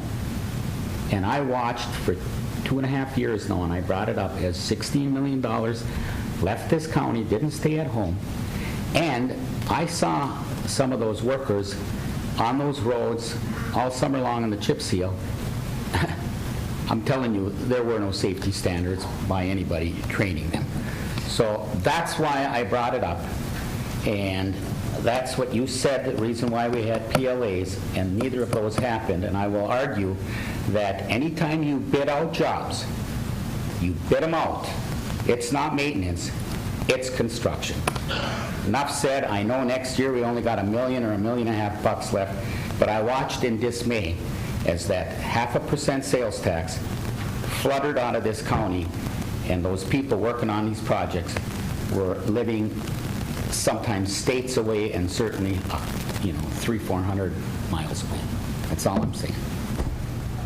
And before I leave that and turn to you, Commissioner Yugovich, I would also point out that Commissioner Stauber and I personally went to every contractor that works for us under PLAs and did everything but beg them, okay? And so did labor. Went to every contractor and tried to get one that would be willing to agree to it, and there was not one. And there was not one contractor willing to get into it. So if we are going to do it, and there are not contractors willing to do it, certainly I know you don't agree with chip seals. I will tell you that if you drive into Eveleth right now and you ask Mayor Vysalovich or anybody in there, we just did about 8 or 9 miles in Eveleth. They love it. They love it. I understand you don't agree with it, but the fact is we have made tremendous efforts to try and accomplish this, and we can't get it accomplished. So we're wrapping it into the bids. It's the best we can do. It's where we're at. Commissioner Yugovich. Thank you. Just for the record, Mr. Chair, I fully understand what it means to move something without recommendation. Just want to be clear. I fully understand it. So just wanted to get that out there. I'm what you might say deliberate. Thank you for that, Commissioner Yugovich. We'll have that discussion, not on camera, because you're not necessarily going to like what I have to say. Commissioner, or Administrator Gregg. You might not like what I have to say.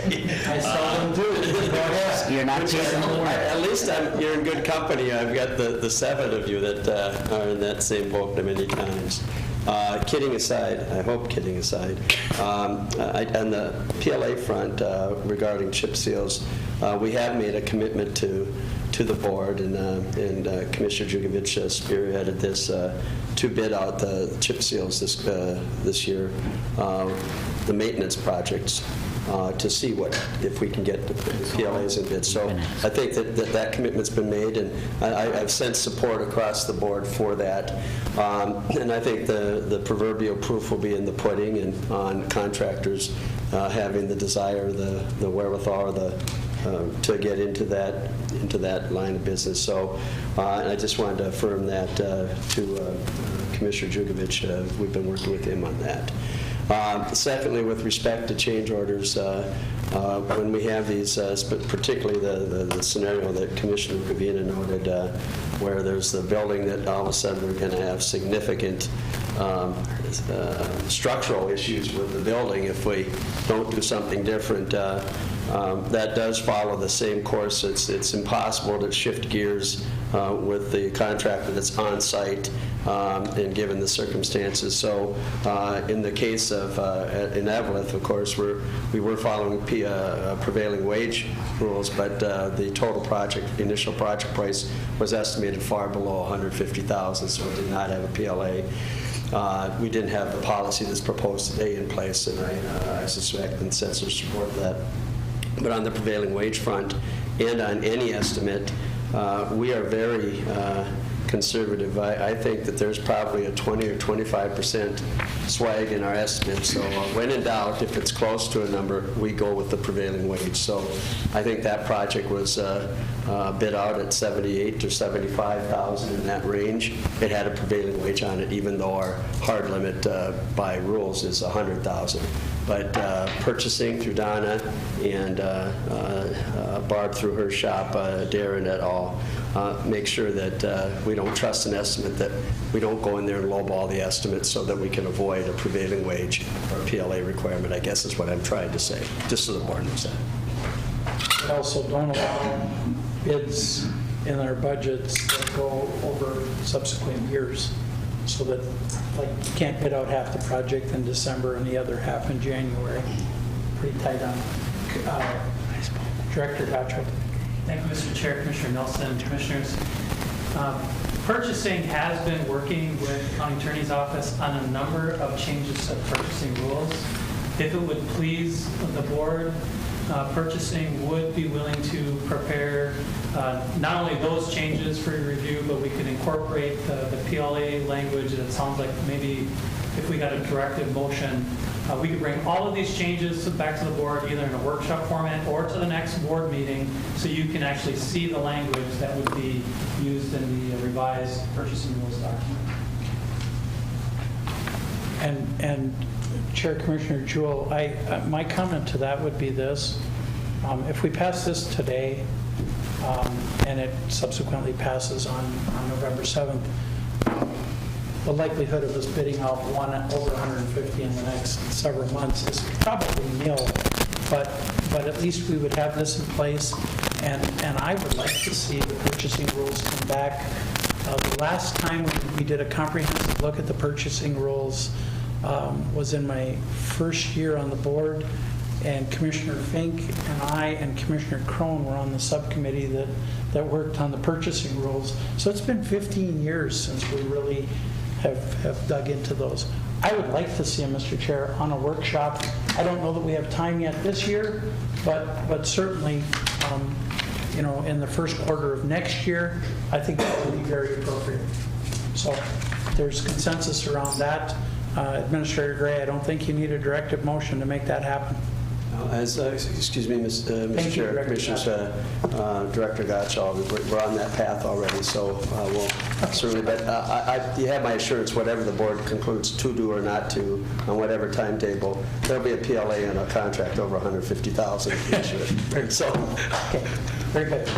With that, all those in favor signify by saying aye. Aye. Opposed, same sign. Motion is carried. It is without recommendation, pending some review from the Attorney's Office to potentially enhance that language, make it more user-friendly. Mr. Chair, that's all I have under finance. Commissioner Jugovich, Central Management. Thank you, Chair Jewell. First off, we have a reappointment to the Arrowhead Library System Board of Directors, letter 17-475. I'll move it. Support. Second by Commissioner Boyle. I don't think we need a framing. I think it's pretty self-explanatory. Mr. Chair, Marge has done a wonderful job for us, a former librarian from Minneapolis that lives up on Lake Vermilion. Wonderful person. Yeah, I was going to say the name and stuff, but I think for the most part, pretty self-explanatory. So, all in favor signify by saying aye. Aye. Opposed? Okay, motion carries. The second is a reappointment to the St. Louis County Planning Commission, letter 17-476. I would move. Second by Commissioner Boyle. And it is a resolution reappointing Thomas Kruger, Steve. People said something out loud. And Sonia Piano? Okay, to the St. Louis County Planning Commission. Again, I don't think we need. Okay. Sure. So I just want to say that one thing I think would be useful is to look at how long people are serving and consider whether or not there are other people who might wish to serve when you run out. Once upon a time, I gather there were term limits or something, and we don't have them. But I'm going to vote in favor of this. These are good people, but I do think it's worth considering, particularly on the Planning Commission where there's a lot of decisions that are made, and there are other people who may be interested in participating. Thank you. Commissioner Nelson. Mr. Chair, I certainly think that we're going to see turnover on that board just because of the demands of the position. But the depth and breadth of what you have to pick up to be a very effective Planning Commission member, we used to groom people at a period of years, and quite frankly, this is, I would get concerned if we go back to that, to be honest with you. I think this board can always choose to nominate someone else if we see fit. But when you have people like these three in particular that don't miss a meeting, it is hard in this world to replace those folks and to replace the amount of experience that they have there. And yet I hear Commissioner Jewell's concerns, but we're fortunate. We have a great Planning Commission, and we have a great Board of Adjustment right now. And I don't want to do anything to preclude that. Any other comments or questions? All in favor signify by saying aye. Aye. Opposed? Okay, motion carries. Last under my committee is the reappointment and advertisement of vacancy to the CDBG, Citizen Advisory Committee, moved by Commissioner Rukavina. Is there a second? Support by Commissioner Boyle. Just Mr. Chair and Commissioners, this is both a reappointment for Mayor John Werner, City of Rice Lake, and authorization to fill a vacated or a term that is expiring and is not eligible for reappointment. I would point out that CDBG is a federal program, has different, there are term limits. It's a short story. Mayor Cuffey, his term has expired, and we will be posting for that vacant position. And this is another one of these high-functioning, tremendously valued groups that provide a lot of direction to our CDBG funding distribution. Okay. Commissioner Rukavina. Question for people who've been around longer than me. Since we don't have term limits for ourselves, why do we have term limits for some of our committees? Mr. Chair, I can only charge. No, I'm sorry, Commissioner Yugovich. I can only speculate as to why they were put into place prior to my coming on the board. I can tell you that it was 9 years, I believe. They could serve three-year terms on a lot of our boards and commissions. And the truth is that we had a lot of difficulty recruiting people for some of these positions. So that's one of the reasons why we did away with it. And again, I think turnover is healthy, but I think you get turnover, or you're going to get turnover on these boards as a natural occurrence. I really do. And so that's why I was just curious if someone had recommended, Anyway. We had them. Okay. All in favor signify by saying aye. Aye. Opposed? Okay, motion carries. Thank you. I'll turn it back over to you, Commissioner. Thank you. I asked Commissioner Boyle to take Public Works and Transportation. There are 2 items under this.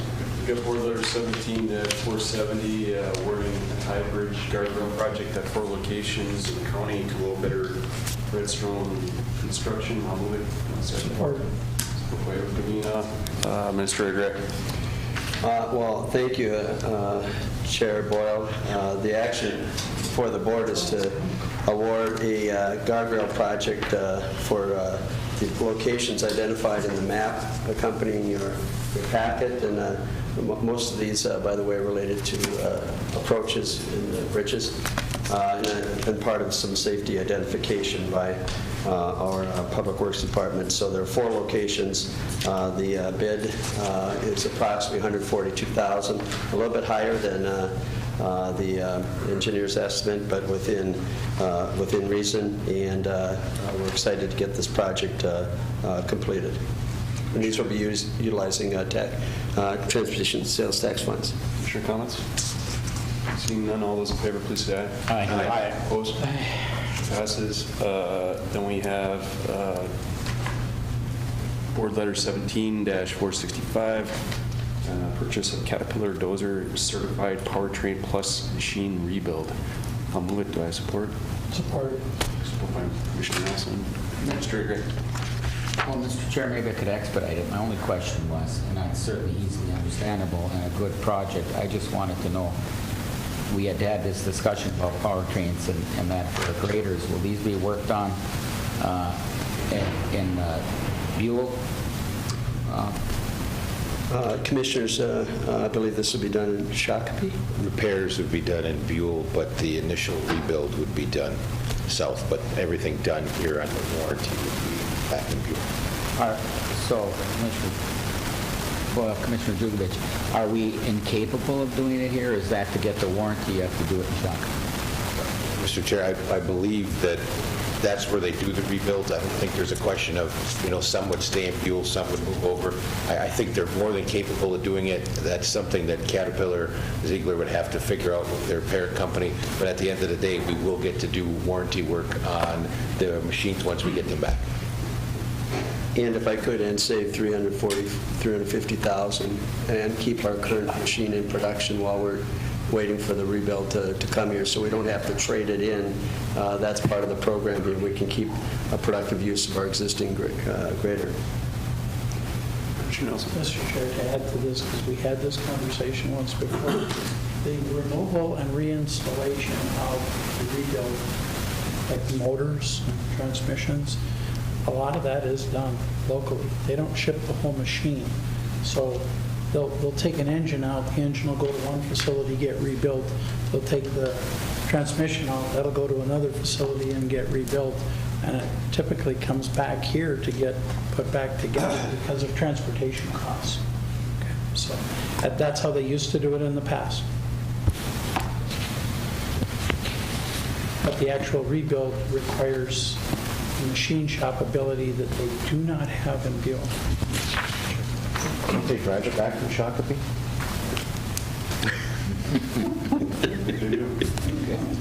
On the freeway.